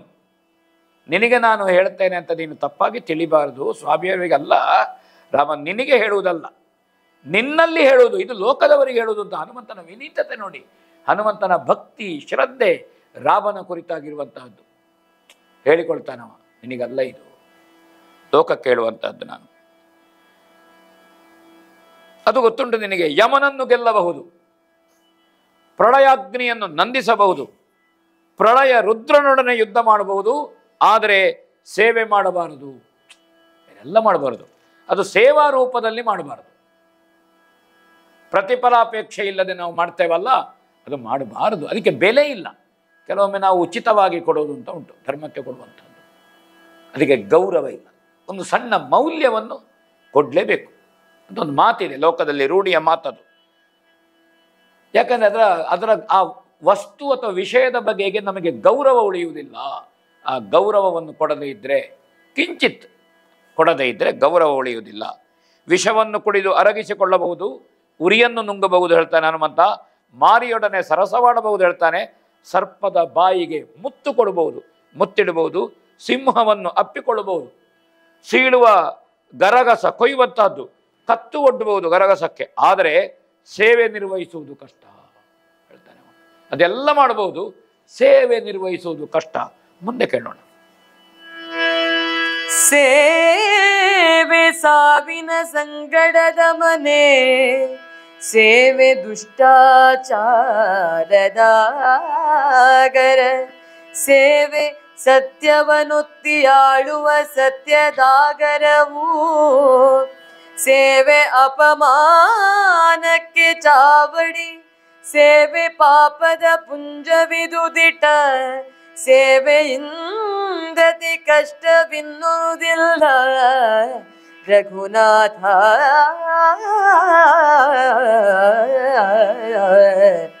ಶ್ರೀರಾಮ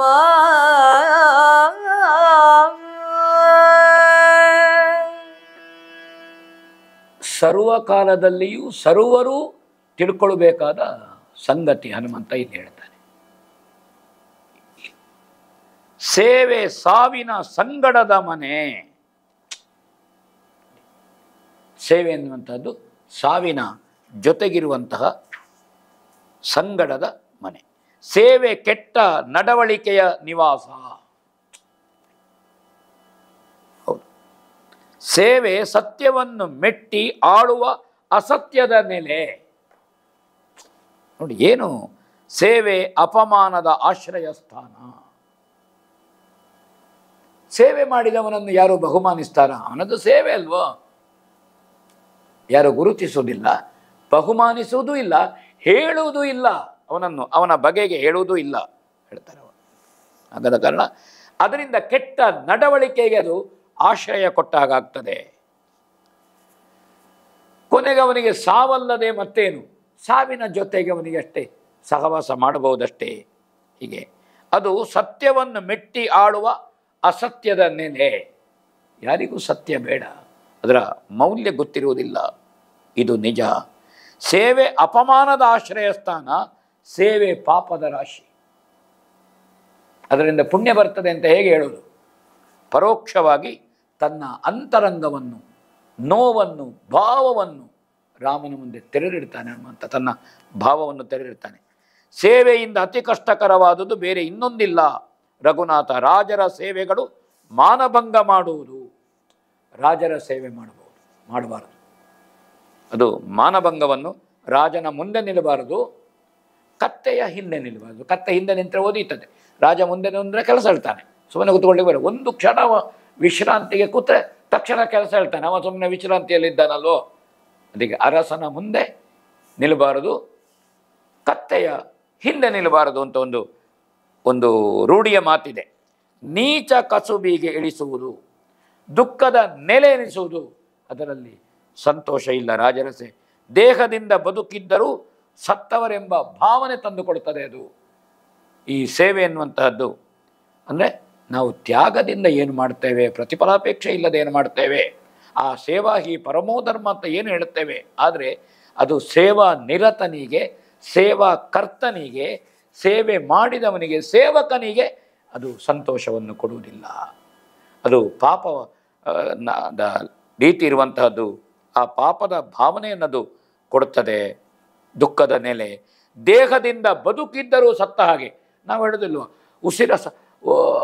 ಉಸಿರಾಡುವ ಹೆಣ ಬದುಕಿಯೂ ಸತ್ತಂತೆ ಅಂತ ಒಂದು ಮಾತಿದೆ. ಅದನ್ನು ಹೇಳ್ತಾನೆ. ಜಗತ್ತಿನಲ್ಲಿ ಆತ್ಮಗೌರವ ಕಳೆದುಕೊಳ್ಳುತ್ತದೆ ರಘುನಾಥ. ಹೀಗೆ ಸೇವೆಯ ವಿವಿಧ ಸಂಗತಿಗಳಿಂದ ಏನಾಗುತ್ತದೆ ಅಂತ ಹನುಮಂತ ಅದನ್ನು ರಾಮನಿಗೆ ಹೇಳ್ತಾನೆ. ಸಾವುದೇ ಸುಖ ಸೇವೆಯಾದವೆ ಜೀವವನು ಸಲಹುವುದರಿಂದೆನಲ, ವಿಭಾಕರ ಕುಲ ಜನತಿ ಕರುಣದಲ್ಲಿ ಕೈ ನೀಡಿ. ಸಾವುದೇ ಸುಖ ಸೇವೆಯಾದವೆ ಜೀವವನು ಸಲಹುವುದರಿಂದೆನಲ, ವಿಭಾಕರ ಕುಲ ಜನತಿ ಕರುಣದಲ್ಲಿ ಕೈ ನೀಡಿ. ಪಾವಮಾನಿಯ ಬರಸೆಳೆದು ಸಂಭಾವನೋಕ್ತಿಗಳಾದ ಜಾಪವ ದೇವ ಹೊಗಳಲು ತೆಗೆದು ಬಿಗಿಯಪ್ಪಿದನು ನೇಗದಲ್ಲಿ. ಬಿಗಿಯಪ್ಪಿದನು ನೇಗದಲ್ಲಿ. ಹನುಮಂತನ ದುಃಖ, ಹನುಮಂತನ ನೋವು, ಪರಸೇವೆ ಕಡು ಕಷ್ಟ ಹನುಮಂತ ಹೇಳ್ತಾನೆ. ಯಾವ ತಪ್ಪು ಇಲ್ಲದೆ, ಯಾವ ಅಪರಾಧವೂ ಇಲ್ಲದೆ ಅಂಗದನ ಕಳೇವರವನ್ನು ಕಂಡು ಹನುಮಂತನನ್ನು ರಾಮ ಆಕ್ಷೇಪಿಸಿದ. ವನವಾಸಕ್ಕೆ ರಾಮ ಯಾವುದೇ ಅನುಮಾನ ಇಲ್ಲದೆ ಹೊರಡ್ತಾನೆ. ದುಃಖ ಇಲ್ಲ. ಸತ್ಯಕಾಮ ಜಾಬಾಲಿಗಳು ಬಂದು ಚಿತ್ರಕೂಟದಲ್ಲಿ ಹೇಳಿದ್ರು, ಇಲ್ಲ, ಅವರ ವಾದ ಬಿದ್ದೋಗ್ತದೆ. ಬಹಳ ಸೊಗಸಾಗಿ ವಾಲ್ಮೀಕಿಗಳು ನಿರೂಪಿಸಿದ್ದಾರೆ. ಆದರೆ ಒಂದು ಸಂದರ್ಭದಲ್ಲಿ ರಾಮ ಲಕ್ಷ್ಮಣನ ಹತ್ರ ಹೇಳ್ತಾನೆ, ತಂದೆಯವರು ತಪ್ಪು ಮಾಡಿದರು, ಸೆರೆಮನೆಯಲ್ಲಿ ಹಾಕಬೇಕಾಗಿತ್ತು. ಆ ಮಾತುಗಳು ಬರುತ್ತದೆ. ಮಾನವ ಸಹಜವಾದ ಮಾತುಗಳು. ಇಲ್ಲಿ ಈ ಸಂದರ್ಭ ನೋಡಿ, ಅಷ್ಟು ತ್ಯಾಗ ಮಾಡಿದ, ರಾಮನನ್ನು ಸೇವಿಸಿದ ದಾಸೋಹಂ ಕೋಸಲೇಂದ್ರಸ್ಯ, ತನ್ನ ವಿಳಾಸವನ್ನು ರಾವಣನ ಮುಂದೆ ಹೇಳಿಕೊಂಡ ಹನುಮಂತ, ಅವನ ಮೇಲೆ ರಾಮನಿಗೆ ಒಂದು ಮಾತು ಬಂದು ಹೋಯಿತು. ನೀವೆಲ್ಲ ಹೀಗೆ ಮಾಡಿದ್ರ, ನೀನಿದ್ದು ಹೀಗಾಯಿತಾ ಅಂತ ಕೇಳುತ್ತಾನೆ ರಾಮ. ಹನುಮಂತನ ಮೇಲೆ ದೋಷವನ್ನು ಹೊರಿಸಬೇಕೆ ಅಂತ ಜಾಂಬವರು ಹೇಳ್ತಾರೆ. ಹನುಮಂತನ ಮೇಲೆ ದೋಷ ಹೀಗೆ ಇದನ್ನು ಕಂಡು ಆ ದುಃಖ, ಆ ಭಾವ ತಡಿಲಿಕ್ಕಾಗಲಿಲ್ಲ ಹನುಮಂತನಿಗೆ. ಅದು ಹನುಮಂತನ ನೋವು, ಹನುಮಂತನ ಎಲ್ಲವೂ ಇತ್ತು ಅದರಲ್ಲಿ. ರಾಮ ಭಕ್ತಿ ಇತ್ತು, ತನ್ನ ತ್ಯಾಗ, ಹೋರಾಟ ಎಲ್ಲವೂ ಇತ್ತು. ಮಾತು ಬಂದು ಹೋಯಿತು. ಎಷ್ಟು ಸಮಯ ತಡ್ಕೊಳ್ಳೋದು? ಆ ಮಾತು ಬಂದು ಹೋಯಿತು. ಸೇವೆಯಿಂದ ಜೀವನವನ್ನು ಸಾಗಿಸುವುದಕ್ಕಿಂತ ಸಾವುದೇ ಸುಖ. ಹನುಮಂತ ಹೇಳಿದ ಮಾತದು. ಸಾಯುವುದೇ ಒಳ್ಳೆಯದು. ಯಾಕೆ ಸೇವೆಯಿಂದ ಜೀವನವನ್ನು ನಷ್ಟ ಮಾಡೋದು ಯಾಕೆ, ಭ್ರಷ್ಟ ಮಾಡೋದು ಯಾಕೆ? ಇದನ್ನು ಹೇಳಿದವಾಗ ರಾಮನ ವಿವೇಕ ಜಾಗೃತ ಆಯಿತು. ಬಹಳ ದೊಡ್ಡ ಮಾತಿದು. ರಾಮ ಸೀತೆಗೊಂದು ಮಾತು ಹೇಳ್ತಾನೆ, ಚಿನ್ನದ ಜಿಂಕೆ ಎಂದು ಬಯಸುವಾಗ ನೀನು ದಿಟ್ಟೆ ಅಂತ. ಅಷ್ಟೇ ಹೇಳಿದ್ದು ರಾಮ, ಬೇರೆ ಏನು ಹೇಳಲಿಲ್ಲ. ದಿಟ್ಟೆ ನೀನು, ಒಂದು ಸ್ವಲ್ಪ ಹಠ ಉಂಟು ನಿನಗೆ ಅಂತ ಆ ಮಾತಿನ ಅರ್ಥ. ಅದು ಸೀತೆಗೆ ಭಾರಿ ದೊಡ್ಡ ಬೈಗುಳ ಅಂತ ಕಂಡಿತಂತೆ. ಅಷ್ಟರವರೆಗೆ ರಾಮ ನೀನು ದಿಟ್ಟೆ ಅಂತ ಹೇಳಲಿಲ್ಲ. ಸೀತೆ ಕಣ್ಣೀರಿಳಿಸಿದ್ರು, ಸಿಟ್ಟು ಬಂತು, ನೀವು ದಿಟ್ಟೆ ಅಂತ ನನ್ನನ್ನು ಬೈಯೋದು ಅಂತ. ಅಂದರೆ ಅನೇಕ ಸಲ ಒಂದು ಪ್ರಾಮಾಣಿಕವಾದ ಮೃದುವಾದ ಒಂದು ಮುಗ್ಧ ಮನಸ್ಸಿಗೆ ಒಂದು ಶಬ್ದ ಒಂದು ಬಂದರೆ ಅದು ಬಹಳ ದೊಡ್ಡ ನೋವಾಗ್ತದೆ. ನಮಗೆ ಯಾರಲ್ಲಿ ಅತ್ಯಂತ ಪ್ರೀತಿ, ಅತ್ಯಂತ ಗೌರವ, ಅತ್ಯಂತ ಭಕ್ತಿ, ವಾತ್ಸಲ್ಯ ಇದೆಯೋ ಅವರೊಳಗೆ ಬರುವಂತಹ ಒಂದು ಸಣ್ಣ ಶಬ್ದ, ಒಂದು ಮಾತು, ಅದು ಭಾರಿ ದೊಡ್ಡ ನೋವನ್ನು ತಂದು ಕೊಡ್ತದೆ. ಕಾರಣ ಅತಿಯಾದ ಪ್ರೀತಿ ಇರುವ ಕಡೆಯಲ್ಲಿ ಇದು ಬರುವಂತಹ ಸಂಗತಿಗಳು. ಸಣ್ಣ ಮಾತು. ಇದು ರಾಮನಿಗೂ ಸೀತೆಗೂ ಒಂದೇ ಶಬ್ದ ಹೇಳಿದ್ದು, ನೀನು ದಿಟ್ಟೆ ಅಂತ. ಇಲ್ಲಿ ಆ ಸಂದರ್ಭವನ್ನು ನಾವು ನೋಡಬೇಕಾದ್ದು ಮುಖ್ಯ. ಅತ್ಯಂತ ಕರುಣೆಯಿಂದ ಹನುಮಂತನನ್ನು ಬರಸೆಳೆದು ಬಿಗಿದಪ್ಪಿದನಂತೆ. ರಾಮನಿಗೆ ಗೊತ್ತಾಯಿತು, ನಾ ಹೇಳಬಾರ್ದಿತ್ತು ಅಂತ ಗೊತ್ತಾಯಿತು. ಸಾಮಾನ್ಯ ಮನುಷ್ಯರಾದರೆ ದೊಡ್ಡದಲ್ಲ, ಅವ ಸಿಟ್ಟು ಮಾಡಿದರೆ ನಾಳೆ ಬರ್ತಾನೆ ಅಂತ. ಆದರೆ ರಾಮನಲ್ಲಿರುವಂಥ ವಿಶೇಷ ಗುಣ, ತಾನು ಹೇಳಿದ್ದು ತಪ್ಪು ಅಂತ ರಾಮನಿಗೆ ಗೊತ್ತಾಯಿತು. ತನ್ನ ಯಾವ ಹಿರಿತನ ಅಥವಾ ಮಾನವ ಪತಿ ಇದನ್ನು ಯಾವುದು ನಾವು ಈ ಕಾಲದಲ್ಲಿ ಈಗೋ ಇದನ್ನು ಯಾವುದು ರಾಮ ಇಟ್ಟುಕೊಳ್ಳಿಲ್ಲ. ತಕ್ಷಣ ಗೊತ್ತಾಯಿತು, ತಾ ಹೇಳಬಾರ್ದಿತ್ತದು, ಬಂದು ಹೋಯಿತು ರಾಮನಿಗೆ. ಚಿನ್ನದ ಜಿಂಕೆಯನ್ನು ತರಲಿಕ್ಕೆ ರಾಮ ಹೊರಟದ್ದು ಆ ಕಾರಣಕ್ಕೆ. ಸೀತೆ ಕಣ್ಣೀರು ಹಾಕಿದ್ಲು, ನೀವು ತಂದುಕೊಳ್ಳೋದಿದ್ರೆ ನಾ ಸಾಯ್ತೇನೆ, ದಿಟ್ಟೆ ಅಂತ ಒಂದು ಮಾತು ಹೇಳಿ ಹೋಯ್ತಲ್ಲ, ಹಾಗಾದ್ರೆ ನಾ ಹೊರಡೋದು ಏನು ಬೇಕಾದ್ರೆ ಆಗಲಿ, ಇದು ವಿಧಿ. ಅದೇ ರೀತಿ ಇಲ್ಲಿ ಅವ ರವಿವಂಶಜ ರಾಮ, ಸೂರ್ಯವಂಶೀಯರು ಇನ್ನೊಬ್ಬರಿಗೆ ನೋವು ಮಾಡೋದಿಲ್ಲ. ವಿವೇಕಿಗಳು ನೋವು ಮಾಡಿದರೆ ಅಸಮಂಜಸನನ್ನೋ ದಂಡಕನನ್ನೋ ತ್ಯಾಗ ಮಾಡಿದಂತೆ, ಹೊರಗೆ ಹಾಕಿದಂತೆ ಶಿಕ್ಷೆ, ಅರಮನೆಯ ಶಿಕ್ಷೆ ಕೊಡ್ತದೆ, ರಾಜದಂಡವೇ ಶಿಕ್ಷೆ ಕೊಡ್ತದೆ. ಕರುಣೆಯಿಂದ ಕೈ ನೀಡಿ ಮಾರುತಿಯನ್ನು ಸೆಳೆದು ಪ್ರೀತಿಯಿಂದ ಅಪ್ಪಿಕೊಂಡನಂತೆ. ಜಾಂಬವಂತನು ಮನ್ನಣೆಯ ಮಾತುಗಳಿಂದ ಹನುಮಂತನನ್ನು ಹೊಗಳಿದ ಅಂತ ಹೇಳ್ತಾರೆ ಜಾಂಬವರು. ಹಾಗೆ ಜಾಂಬವ ದೇವ ಹೊಗಳಲು. ಹನುಮಂತ, ಇದು ನೀನು ಹೇಳಿದ ಮಾತು ಸರಿ. ಜಾಂಬವಂತರು ನೀನು ಹಾಗೆ ಮಾತಾಡಬಾರದು ಅಂತ ಹೇಳಲಿಲ್ಲ. ಜಾಂಬವಂತರಿಗೂ ನೋವಾಗಿದೆ ರಾಮದೇವರು ಹನುಮಂತನ ಬಗ್ಗೆ ಹೇಳಿದ್ದು. ಹಾಗೆ ಜಾಂಬವರು ಹೇಳ್ತಾರೆ, ನೀನು ಹೇಳಿದ ಮಾತು ಸರಿ ಹನುಮಂತ, ಕೂಡುದು ಸೇವೆ ಕೂಡುದು. ಜಾಂಬವರು ಹೇಳ್ತಾರೆ, ಇಬ್ಬರೂ ಚಿರಂಜೀವಿಗಳು, ಅವರಿಬ್ಬರು ಪರಸ್ಪರ ಹನುಮಂತನ ಮಾತನ್ನು ಅನುಮೋದಿಸಿದ ಜಾಂಬವರು. ಸೀತಾನ್ವೇಷಣೆ ಅಲ್ಲಿಂದ ತೊಡಗಿ ಇಲ್ಲಿಯವರೆಗೆ ಹನುಮಂತನ ಶಕ್ತಿಯನ್ನು, ವಿವೇಕವನ್ನು ಆಗಾಗ ಎಚ್ಚರಿಸ್ತಾ ಹನುಮಂತನನ್ನು ಪ್ರೇರಣೆ ಕೊಡ್ತಾ ಜೊತೆಯಾಗಿ ಬಂದ ಜಾಂಬವರು ಹನುಮಂತನ ಮಾತನ್ನು ಹೌದು ಹೇಳಿದ್ದಾರೆ. ಇದು ರಾಮನಿಗೆ ಮತ್ತು ಗೊತ್ತಾಯಿತು. ಬಿಗಿದಪ್ಪಿ ರಾಮ ಏನು ಹೇಳ್ತಾನೆ ಕೇಳೋಣ. ಮಗನೇ ನೀ ಸೇವಕನೇ,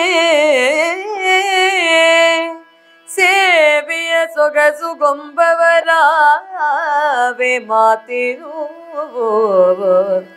ನಿಗರ ನಿನಗಲ್ಲೆಮ್ಮ ಹೃದ್ಗತ ಮರುತ ನೀನೀಗ ಜಗದೊಳಗೆ ನಿನ್ನಿಂದ ಪೂಜ್ಯರು ಬಗೆಯಲುಂಟೇ ಕಂದ. ಕೇಳುವುದಗಲದಧಿಕ ಸ್ನೇಹದಲ್ಲಿ ಮೈದಡವಿದನು ರಾಮ.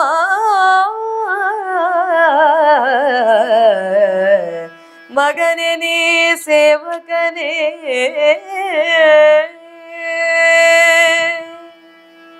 ಇದು ರಾಮ ಸಮರ್ಥಿಸಲಿಲ್ಲ ಮಾತನ್ನು. ಸಾಮಾನ್ಯ ಮನುಷ್ಯರು ನಮ್ಮಂಥವ್ರು ಅದನ್ನು ಸಮರ್ಥಿಸ್ತೇವೆ. ಅದು ಹಾಗಲ್ಲ, ಅದು ಹೀಗೆ. ಅದು ಸಮರ್ಥಿಸುವುದು ಅಂತ ಅರ್ಥ. ತಪ್ಪನ್ನು ಒಪ್ಪಿಕೊಳ್ಳುವುದಲ್ಲ, ತಪ್ಪನ್ನು ತಿದ್ದಿಕೊಳ್ಳುವುದಲ್ಲ, ತಪ್ಪನ್ನು ತಪ್ಪಲ್ಲ ಅಂತ ಮತ್ತು ತಪ್ಪು ಮಾಡ್ತಾ ಹೋಗುವುದು, ವಾದ ಬೆಳೆಸುವಂಥದ್ದು. ರಾಮ ಸಮರ್ಥಿಸಲಿಲ್ಲ.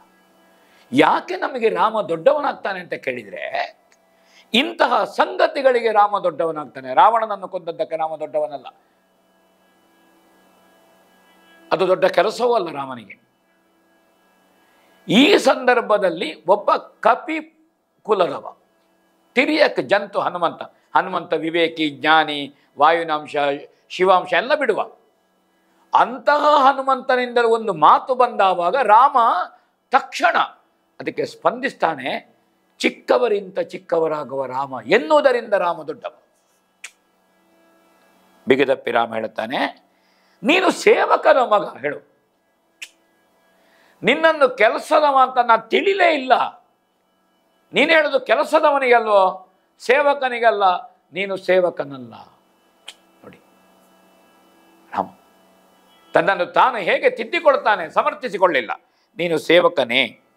ಸೇವೆಯ ಸೊಗಸನ್ನು ಬಯಸುವವರು ನಾವು. ಹೇಳು, ಒಂದಷ್ಟು ಕಾರ್ಮಿಕರು, ಕೂಲಿಯವರು, ಕೆಲಸಗಾರರು ಅದನ್ನು ಬಯಸುವವನೇ ನಾನಲ್ಲ. ನೀನೇನು ಸಮಗ್ರ ಕಪಿಕುಲ ಏನುಂಟು ನಮ್ಮ ಜೊತೆಗೆ ವಿಭೀಷಣನನ್ನು ಸೇರಿಸಿ ಇವರು ನನ್ನ ಸೇವಕರಲ್ಲ. ನಾನು ನಿಮ್ಮ ಸೇವೆಯನ್ನು ಬಯಸುವುದೂ ಇಲ್ಲ. ನೀವು ಕೆಲಸದವರಲ್ಲ. ಈ ನಿನ್ನ ಮಾತು ಮನೋಹರವಾದುದು. ಇದು ಲೋಕಕ್ಕೆ ಬೇಕಾದ ಮಾತು, ಮನೋಹರವಾದ ಮಾತಿದು. ನಾನು ಈ ಮಾತನ್ನು ಒಪ್ಪಿದ್ದೇನೆ. ಇದು ಸತ್ಯ. ಇದು ಚೆನ್ನಾಗಿ ಹೇಳಿದೆ ನೀನು ಅಂತ ಹೇಳ್ತಾನೆ. ಆದರೆ ನಿನಗಲ್ಲ. ನೀನು ನಿನ್ನ ಕುರಿತಾಗಿ ಈ ಮಾತು ಹೇಳಬೇಡ. ನೀನು ಸೇವಕನೂ ಅಲ್ಲ, ನಾನು ಸೇವ್ಯನೂ ಅಲ್ಲ. ನೀನು ಪೂಜಕನೂ ಅಲ್ಲ, ನಾನು ಪೂಜ್ಯನೂ ಅಲ್ಲ. ನೀನು ಭಕ್ತನೂ ಅಲ್ಲ, ನಾನು ಭಗವಂತನೂ ಅಲ್ಲ. ನಮ್ಮ ಸಂಬಂಧವೇ ಬೇರೆ. ಹೇಳ್ತಾನೆ ರಾಮ, ನೀನು ನನ್ನ ಹೃದಯದಲ್ಲಿ ನೆಲೆಸಿದ್ದಿ. ನನ್ನ ಹೃದಯದಲ್ಲಿದ್ದಿ ನೀನು ಹನುಮಂತ. ನೀನು ಸೇವಕ ಅಂತ ಹೇಳಿ, ಸೇವಕ ಅಂತ ಎಲ್ಲಿರ್ಬೇಕದ್ದು? ಪಾದದಲ್ಲಿರಬೇಕದ್ದು, ಮುಖದಿಂದ.